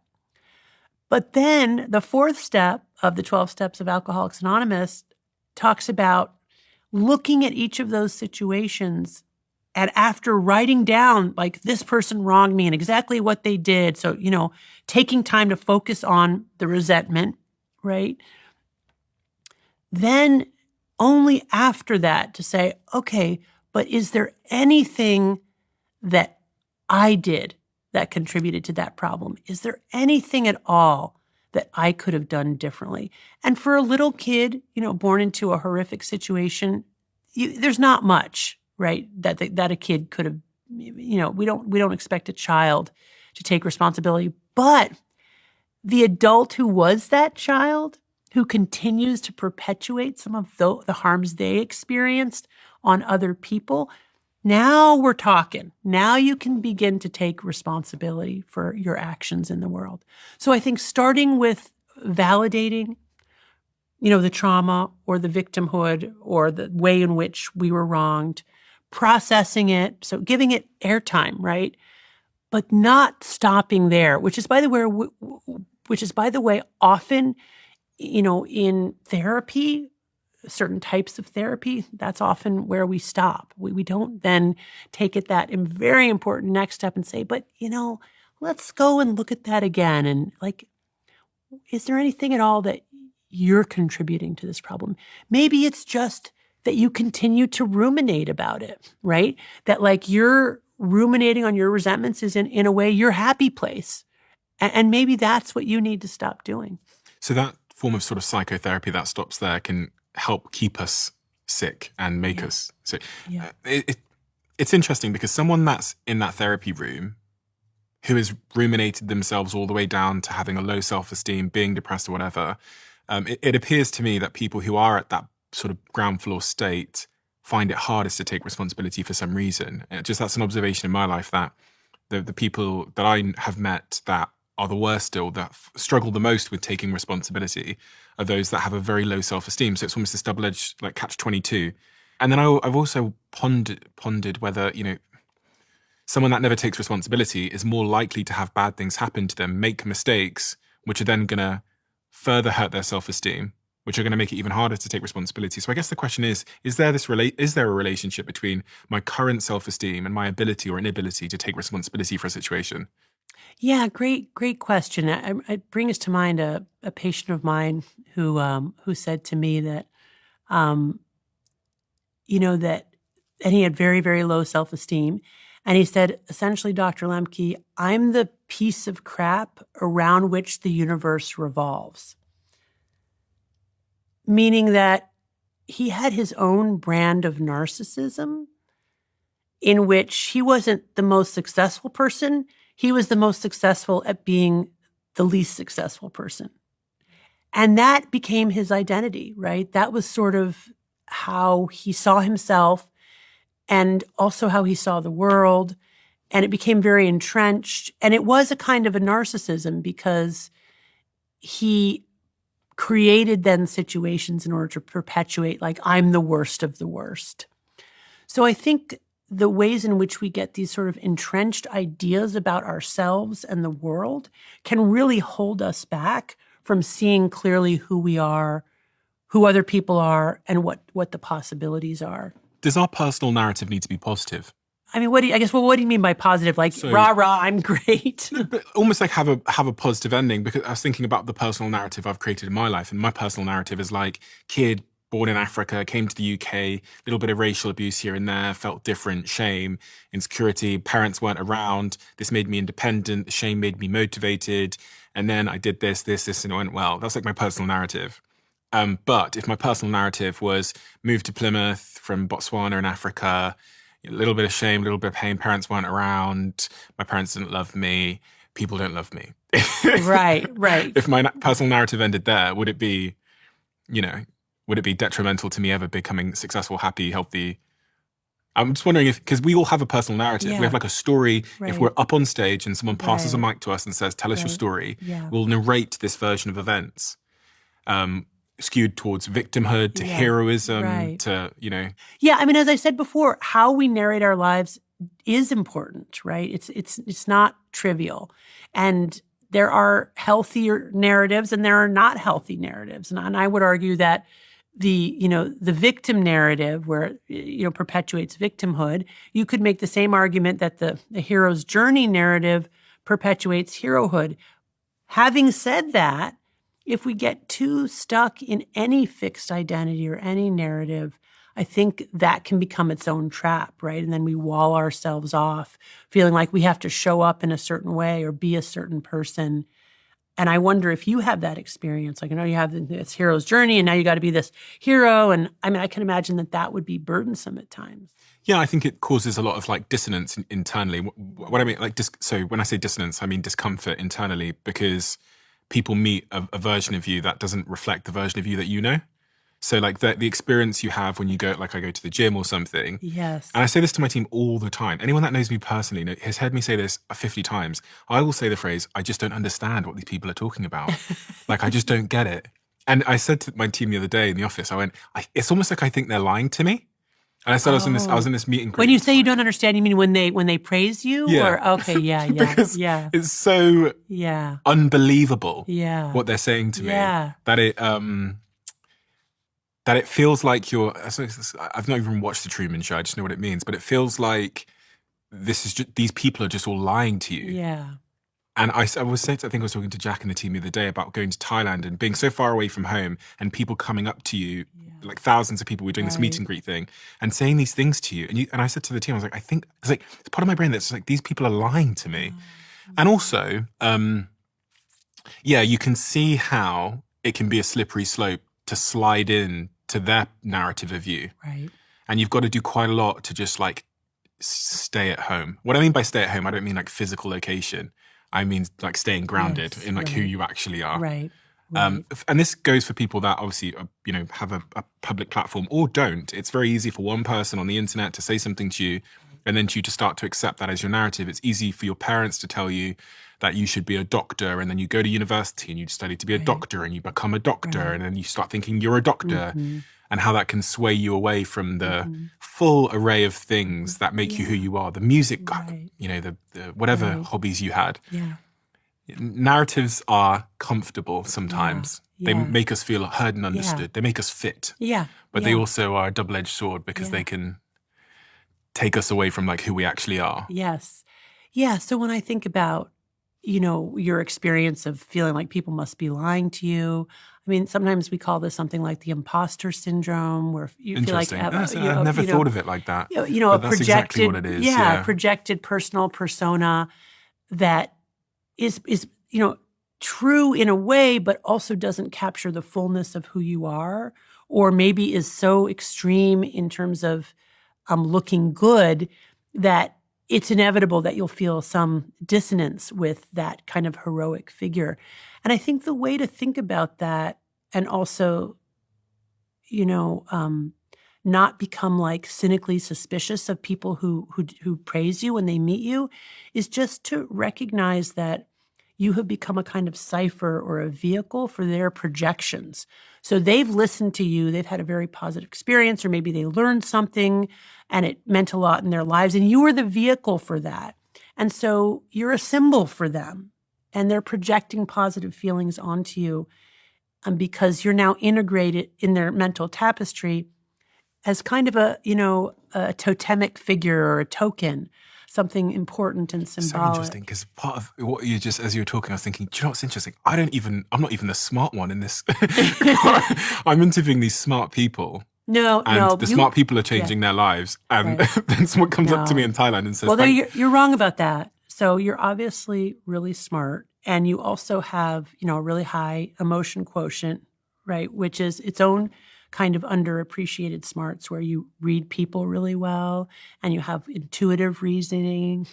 And I mean, I don't know you, but you also seem very humble and real. And so all of these things that people have a craving for, authenticity, someone they can relate to, someone familiar. I mean, keep in mind too that more and more people live alone and have maybe fewer close contacts. So a person like you with a regular show that they tune into regularly, you're in their living room. Yeah, you're not just some distant celebrity. Like your voice is there, your face is there. They feel they know you because they've seen you in all these different situations. And I think that's really natural and normal and not a bad thing. So you just have to realize when you go out into the world, you become a symbol for people. They're projecting onto you. You don't have to necessarily identify with that, but it's okay to let them have, their experience through you, if that makes any sense. It makes a lot of sense. Okay. Yeah, no, it makes a lot of sense. I felt the same imposter syndrome as you said everything there. I was like, that's very kind of you to say, but it's just very, I think part of the dissonance comes from the fact that I sit here in a room with you and there's only other person in this whole room. We're in this big studio here in Los Angeles is Jack. Yeah. And so there's part of your brain, the like prehistoric brain, that thinks the three people that are aware of what happened in this room are me, you, and Jack. That's it. Yeah. And then you go to Kuwait. Right. And a kid comes up, amazing. and a kid comes up to you in the gym and goes, that conversation that you had about addiction. Right. And that's the dissonance. Like, you weren't there. Yeah. But I don't know, the prehistoric brain might not be able to fully comprehend the idea of cameras and numbers. And, people are listening at the moment. Right. Oh no, they feel that they're there. And they and again, the guests are totally secondary because they're watching because they're identifying with you. And the questions that you ask, as you yourself said, are questions that you anticipate they would want to ask, right? You said that. Mm-hmm. So you are also channeling them. Mm-hmm.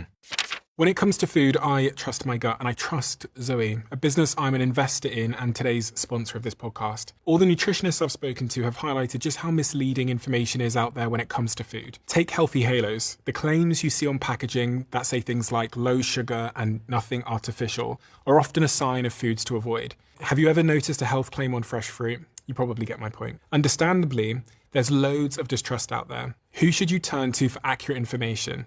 I use Zoe, which is backed by one of the world's largest microbiome databases and most scientifically advanced at-home gut health tests. Zoe gives you proven science whenever you need it. As a Zoe member, you'll get an at-home test kit and personalized nutrition program to help you make smarter food choices that support your gut. To sign up, visit zoe.com and use my code Stephen10 for 10% off your membership. That's zoe.com, code Stephen10.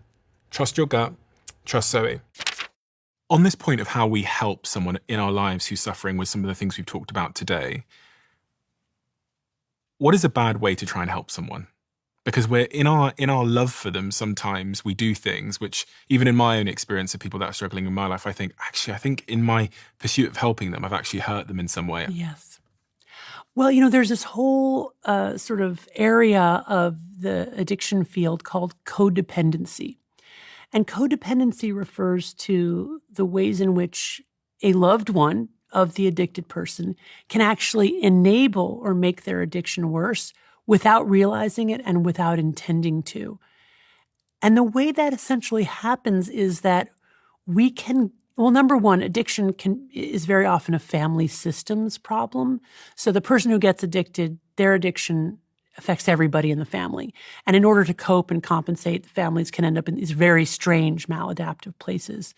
But they often have difficulty seeing how to get out of those situations or how their behavior is harming their addicted loved one, because in a sense, they themselves get addicted to the addicted person and then use that addicted person to regulate the way that they feel. So, for example, I treat a lot of families where like the adult child is deep in their addiction.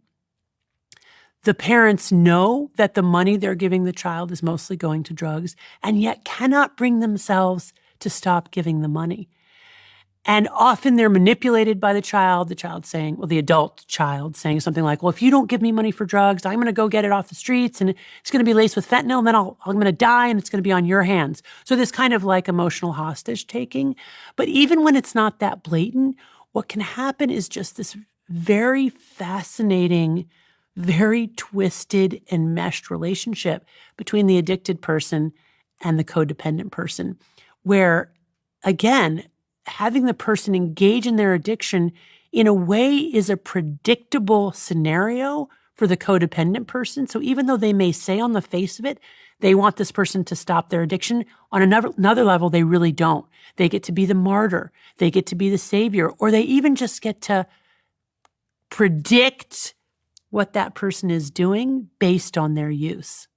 I've had experiences in my life, and this is why I really wanted to ask this question, where I thought I was helping someone. Yeah.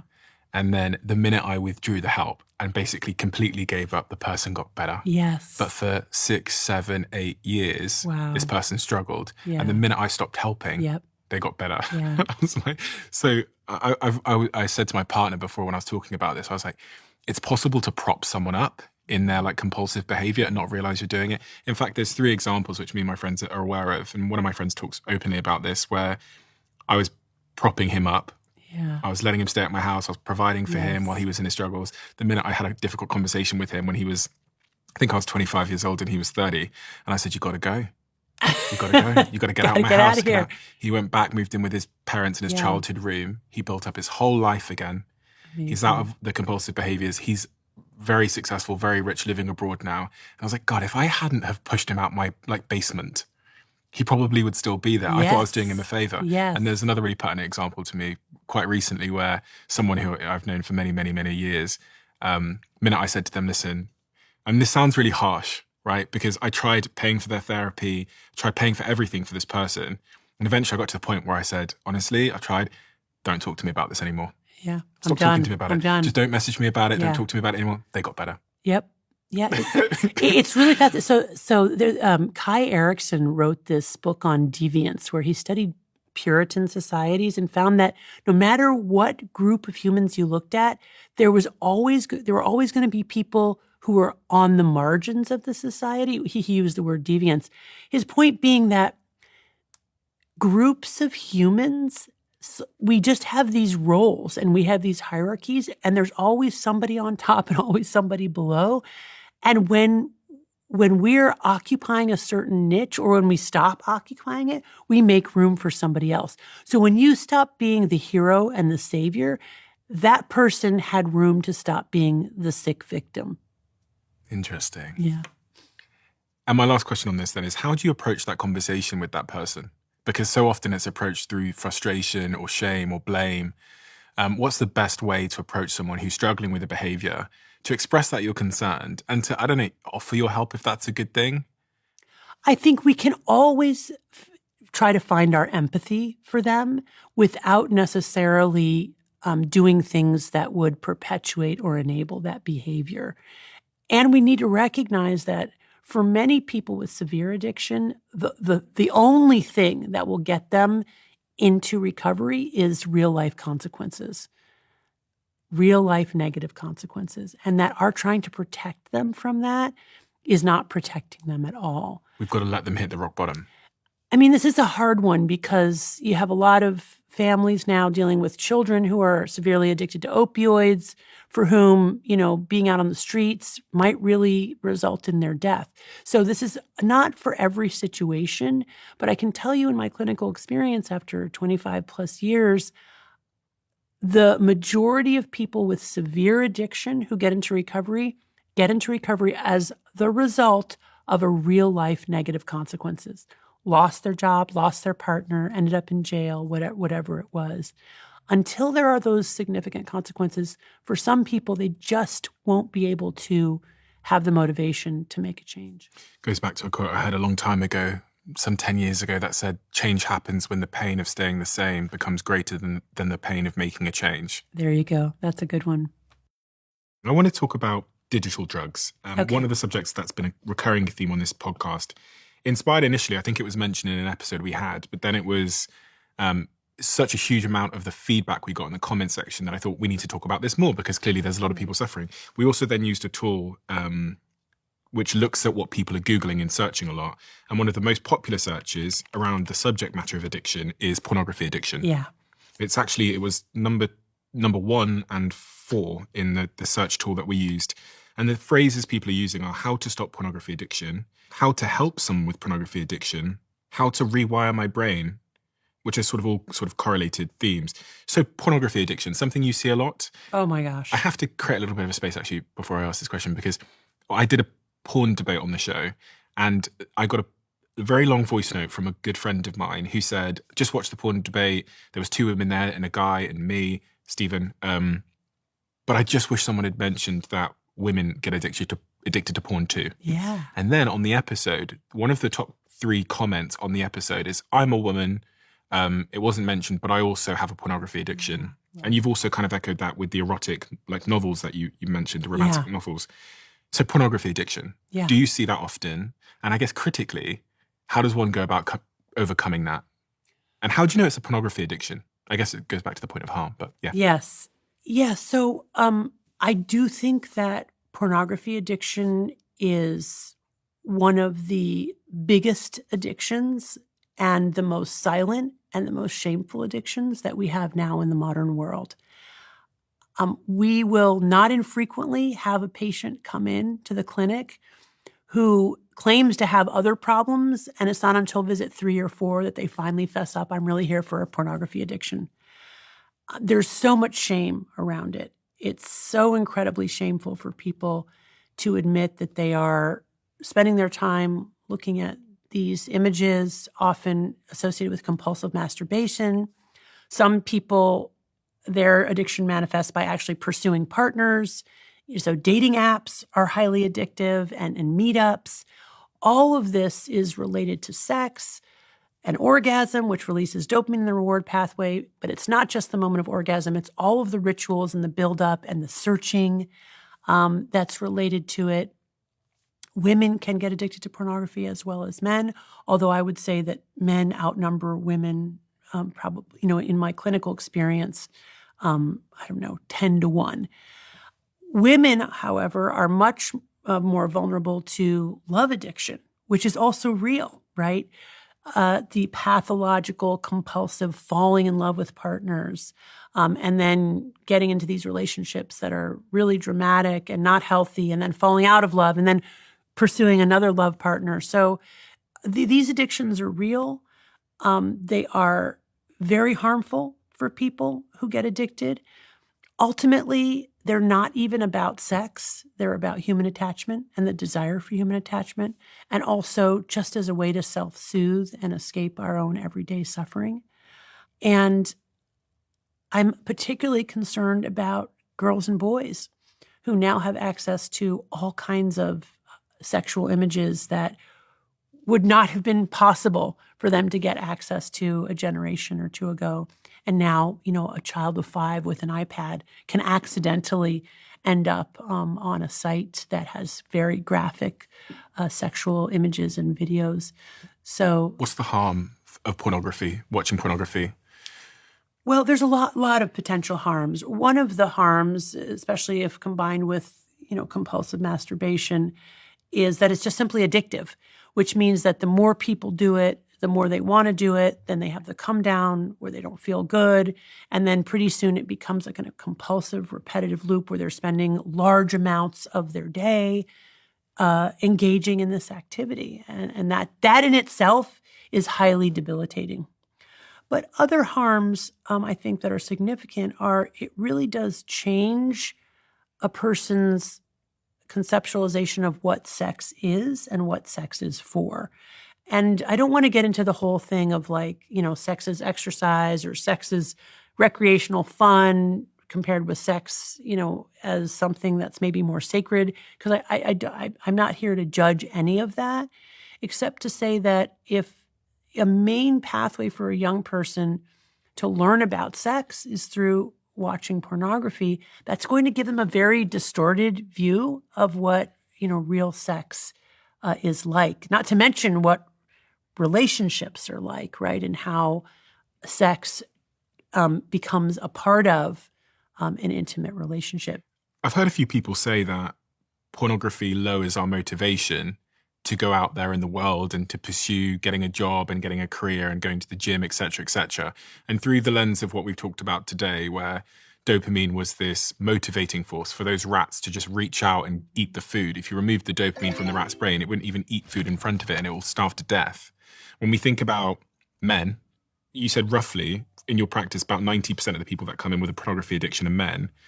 This all kind of overlaps to create this picture that in the modern world, when we think about why more men are lonely, why they're more often in their basements playing video games now or watching pornography than ever before, why they're having less sex and having sex later, why they're struggling to form relationships, why less men are potentially in college at the moment.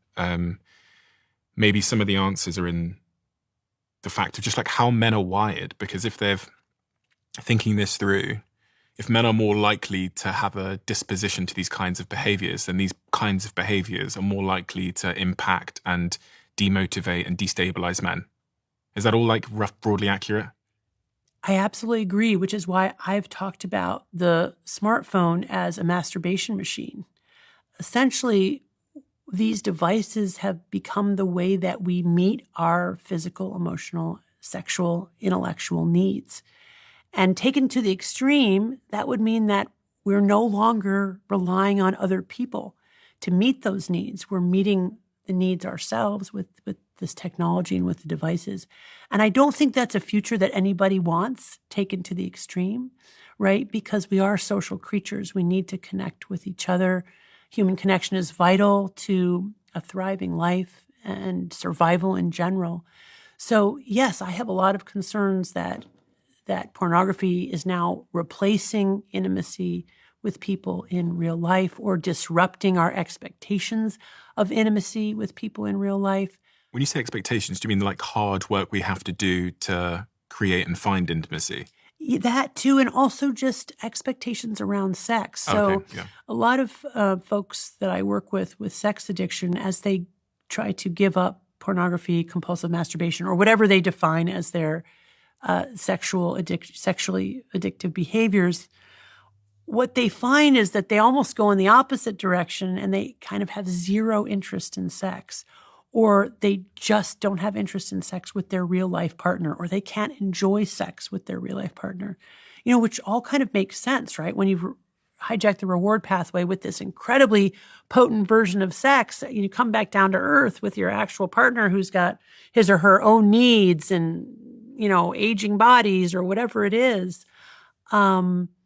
it's hard to experience pleasure in that realm. In an attempt to offer people out there now that are struggling with some kind of form of compulsive behavior or addiction a pathway to turn this around, what is step one? In your book, I read all these incredible ideas around the wisdom we can learn from addicts. I learned about dopamine fasting, and I also learned about radical honesty and the role that plays. What is the process? So someone listening to this right now, they're struggling with one of these addictions. They've got a pornography addiction. They're addicted to gaming. Maybe it's food. Maybe it's erotic novels. Maybe they're on the Twilight. They're reading Twilight at the moment. What do you say to that person at the step one is? Step one is really just acknowledging the behavior, that it's problematic and that it might require some changing in our lives. The next step is being honest with ourselves and maybe another person about why we do the behavior, what we get out of it, what's positive. Step three would be honestly making a list of all of the problems with the behavior. How is it interfering with my goals? And as we talked about, my values. What do other people say to me about how it's problematic? Is one of the problems potentially that it's just not working anymore the way that it used to, right? I'm developing tolerance. I need more to get the same effect. It's doing the opposite of what I want it to do. And after we've done all that, really done a really honest self-assessment about the behavior, I recommend a 30-day dopamine fast. Now, we're not really fasting from dopamine, right? Because we're not really ingesting dopamine. What we're doing a fast from is whatever that substance or behavior is that is causing these kinds of problems, potentially. Maybe we aren't even really sure, but we think it might be. Give it up for 30 days. Why 30 days? Well, we know that 2 weeks is not enough, right? We know that from this imaging study, right? That people are still in that dopamine deficit state 2 weeks after stopping. But 30 days based on clinical experience, not just mine, but that of many other people who do this work, that for most people, no matter the drug and no matter sort of the severity and chronicity, once they get to about 30 days, they begin to feel better. They begin to come out of that tunnel of constant craving. They begin to be able to imagine a life in which they would not necessarily have to rely on this substance or on this behavior.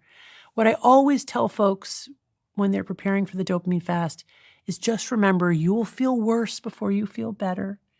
But that is withdrawal-mediated suffering. Once you get through those first 14 days, you'll begin to feel better. And potentially by 30 days, you'll feel much better than you have in a really long time. Now, this is not to say that 30 days of fasting is going to cure your addiction, not at all. But it's the beginning. It's the beginning of being able to see causality, getting some insight. It's an experiment, right? Our lives are one big experiment. What better way to understand the variables in our lives than to change one thing, one variable, and see what happens? Do we then need to, you talk about this concept of self-binding? Yes. Self-binding. Right. What role does that play in all of this? Self-binding is a way of acknowledging that if we rely on willpower alone, we will not be successful, especially living in this drugified world. And what we need to do is anticipate desire before we're in the throes of desire by creating both literal and metacognitive or thought, Gedanken experiment, like barriers between ourselves and our drug of choice. So these barriers can be actual physical barriers, like putting our device into a kitchen safe and locking it up over the night, or leaving it outside of our bedroom, or getting the potato chips, the alcohol, the cannabis out of the house, deleting our contact drug dealer's information and telling our drug dealer, don't call me and I won't call you. Because these are all cues. These are all cues. That's right. And the cues can be physical things. So someone I see, cues can also be basically an emotion. You talked about halt, hungry, angry, Right. lonely, Yes. tired. I eat well during the day. Like now, as I leave here, there'll be a salad, I reckon, in the green room over there for me. And the only time where I'm susceptible to not eating well is if it's late. And so when you said the hungry, angry, lonely, tired thing, that is probably the state that I'm in sometimes when I get home. Certainly hungry, certainly tired, probably a little bit lonely as well, but certainly those two things. And that seems to be when I'm most susceptible to making a regrettable decision as it relates to my dopamine. I've also wondered if dopamine is responsible for what people almost call like the sugar cravings that we have. So what I've observed is in previous years of my life, when I was eating lots of sugar, I would then go into about like a 2-week cycle of like binging the sugar. Yeah. And right now I'm in like a really great cycle with my food where I have no cravings for the sugar. I'm staying in a hotel here in LA. There's a mini bar in the room with Oreos and gummy, all these chocolates and all these things. And I haven't touched them because for some reason in this like couple of weeks of my life or whatever, I just don't have the cravings anymore. Mm-hmm. But I kind of suspect that if I start eating them, yes, then the next 4 weeks will be a car crash. Yes. Why does this happen? Yeah, it's so fascinating. And I think this is sort of a universal experience. So first of all, sugar is addictive. It lights up the same reward pathway as drugs and alcohol. Clear dopamine release in the nucleus accumbens part of the reward pathway in response to sugar. And when we quit sugar, we have a come down, right? We go into withdrawal, and it's manifested in all the different ways that we've talked about. And it lasts for about 2 weeks. And one of the most salient symptoms is intense craving for sugar. And it's so amazing how intense it is. But if we can get through that period and get out of that vortex of addictive craving, the craving gradually gets better and then eventually goes away, which is, by the way, very paradoxical, because whatever our drug is, when we first stop it, we have intense cravings, and we have the feeling that the cravings will only get worse with time. Even though we logically may have experienced otherwise by giving it up before, we have the feeling this is going to last forever. It never does, right? With time, the craving goes away. And once we are in that arena where we're not constantly craving, we might have something that triggers the craving, right? But like stress, but generally we're not dealing with a craving.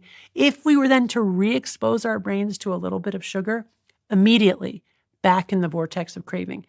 And there's an experiment I love that illustrates this. It's an experiment in rats where rats were injected with cocaine, the same amount of cocaine every day for 7 days.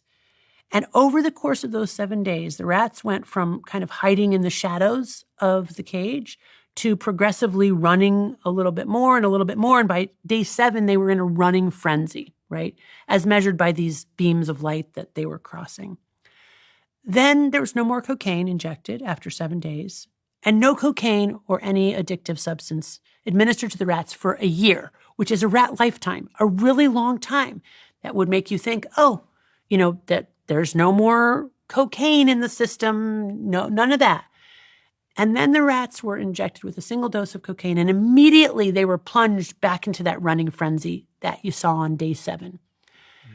Really important information, because it tells us that there's some kind of permanent latent echo in our brains once we've been exposed to, and especially if we become addicted to, a particular substance, such that even with sustained abstinence on the order of years and decades, if we are re-exposed to that drug, we can immediately be plunged into the depths of our addiction. There's no ramp-up period that happens. And of course, we see this all the time. People with alcohol addiction who are then exposed to alcohol and right back to their max use, or even exposed to something like opioids.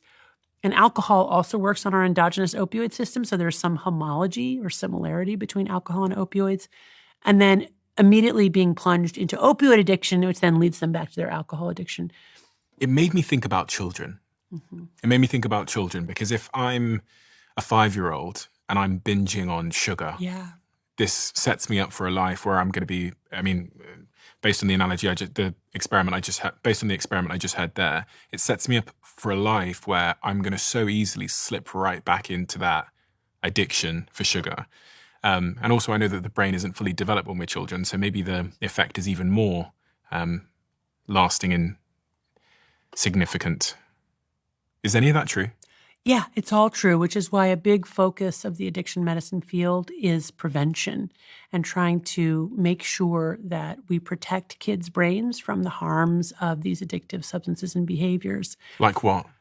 From sugar to digital media, video games, pornography, social media, or any other drug, nicotine. So many kids are vaping now, taking 50 plus puffs a day on their nicotine vape, cannabis, alcohol.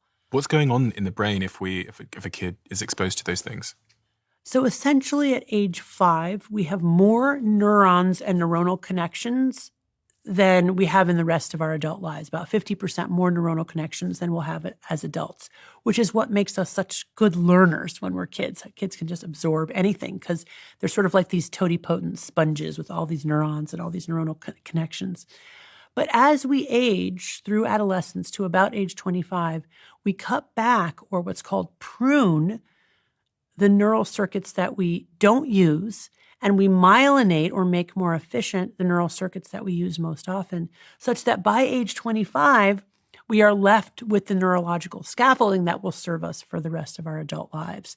That means that if we're engaging in addictive, maladaptive coping at a young age, we're elaborating a neural circuitry based on that maladaptive coping, which is going to set us up for addiction in adulthood. I always like to emphasize, though, that because the child and adolescent brain is so plastic or totipotent or so changeable, that's also a very hopeful message. It means that even a young person exposed at a young age to an addictive substance, if we can get in there early enough while their brain is still plastic enough, we can rewire them. Whereas when I treat people in their 70s and 80s who have been, smoking pot their whole lives or drinking alcohol, mainly it was manageable. Now all of a sudden they retire, they're in their 60s all this time, the pot's a lot more potent.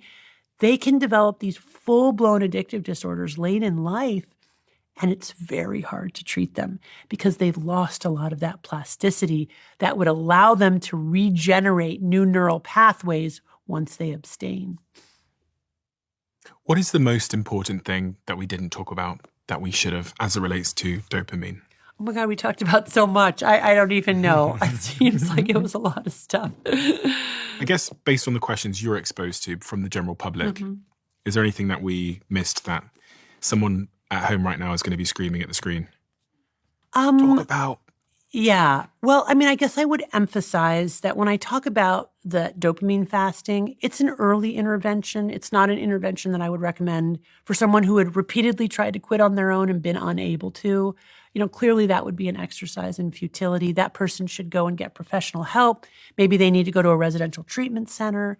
I also wouldn't recommend dopamine fasting or just quitting your drug of choice if you're at risk for a life-threatening withdrawal. So we can have a life-threatening withdrawal from alcohol and benzodiazepines like Klonopin, Xanax, Ativan. Again, in those cases, go see a professional, get help with a medical detoxification before you try to sustain abstinence for a period of time. So, I would blanket the whole thing with the caveat, go see your addiction, go see the addiction medicine specialist near you. Thank you so much. You're welcome. It's been so unbelievably thought-provoking for me in so many ways. I thought I knew what dopamine was. I thought I had covered all the ground there was to cover on these subjects of sort of compulsive behaviors, but I was so unbelievably wrong. And it wasn't until I got into your book and started reading through your work that I was like, oh my God, most people don't have a clue about dopamine and the role it plays on us. And this scale analogy is particularly memorable because that helps me to think through many of the behaviors that I have in my life that I've either struggled with or become quite stubborn in various ways. But also it's turned a couple of lights on to some of the things I said about my sugar, eating sugar, and even going to the gym, and why my motivation can seem to fluctuate with the gym sometimes. It's so unbelievably important because this little neurotransmitter seems to control so much of our lives.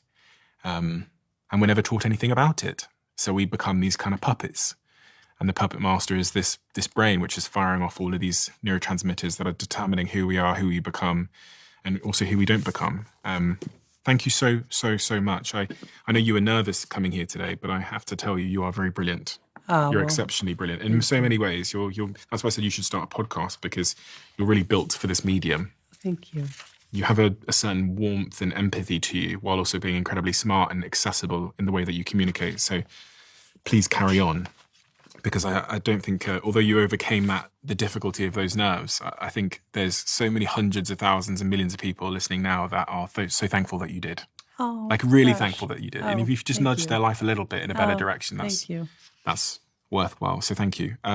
We have a closing tradition on this podcast where the last guest leaves a question for the next guest without knowing who they're going to be leaving it for.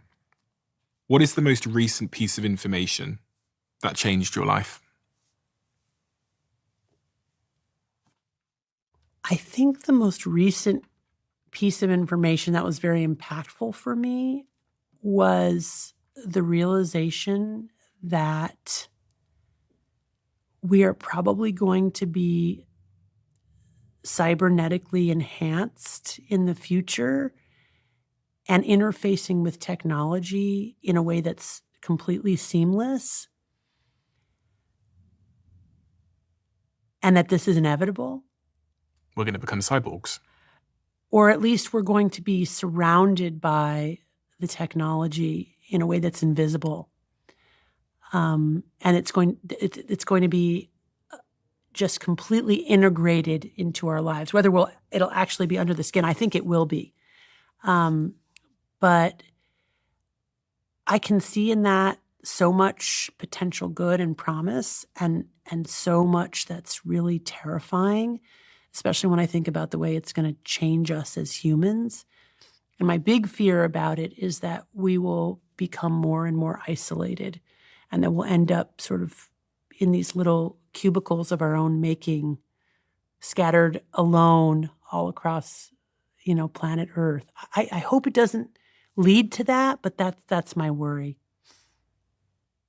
It's interesting when we become connected to the internet and we truly interface with the internet, we really don't need to use our physical being anymore, because we can experience all the joy and adventure and travel digitally. And it just messes with the incentive structures like we've talked about with dopamine. Yeah. Changes our ability to get up and go and to do things. That's a lovely, hopeful ending for us. Thank you so much, Alice. Oh, really you're welcome. appreciate it. Yeah, thanks for the opportunity to, teach people about this information. I hope it's helpful for people. Super helpful. And I'm going to link both of these books below. I've got the Dopamine Nation book, which was the original, I believe. Yes. And then following that, you released Dopamine Nation Workbook, which is a practical guide to find balance in an age of indulgence. I highly recommend everybody reads these. I'm going to go and reread them on my journey home back to London tonight. So I really, really appreciate you reading these books. And honestly, everyone needs to go read these books. I'm sure they will. So thank you so much, Anne. Thank you so much. Do you know that 80% of New Year's resolutions fail by February? It's because we focus too much on the end goal, and we forget the small daily actions that actually move us forward. Those actions that are easy to do are also easy not to do in life. It's easy to save $1, so it's also easy not to. Making one small improvement each day, one tiny step in the right direction, has a big difference over time. And that is the 1% mindset, which is why we created the 1% Diary, a 90-day journal designed to help you stay consistent and focus on the small wins and make real progress over time. It also gives you access to the 1% community, a space where you can stay accountable, motivated, inspired, along with many others on the same journey. We launched the 1% Diary in November and it sold out. So now we're doing a second drop. Join the waitlist at thediary.com and you'll be the first to know as soon as it's back in stock. I'll put the link below.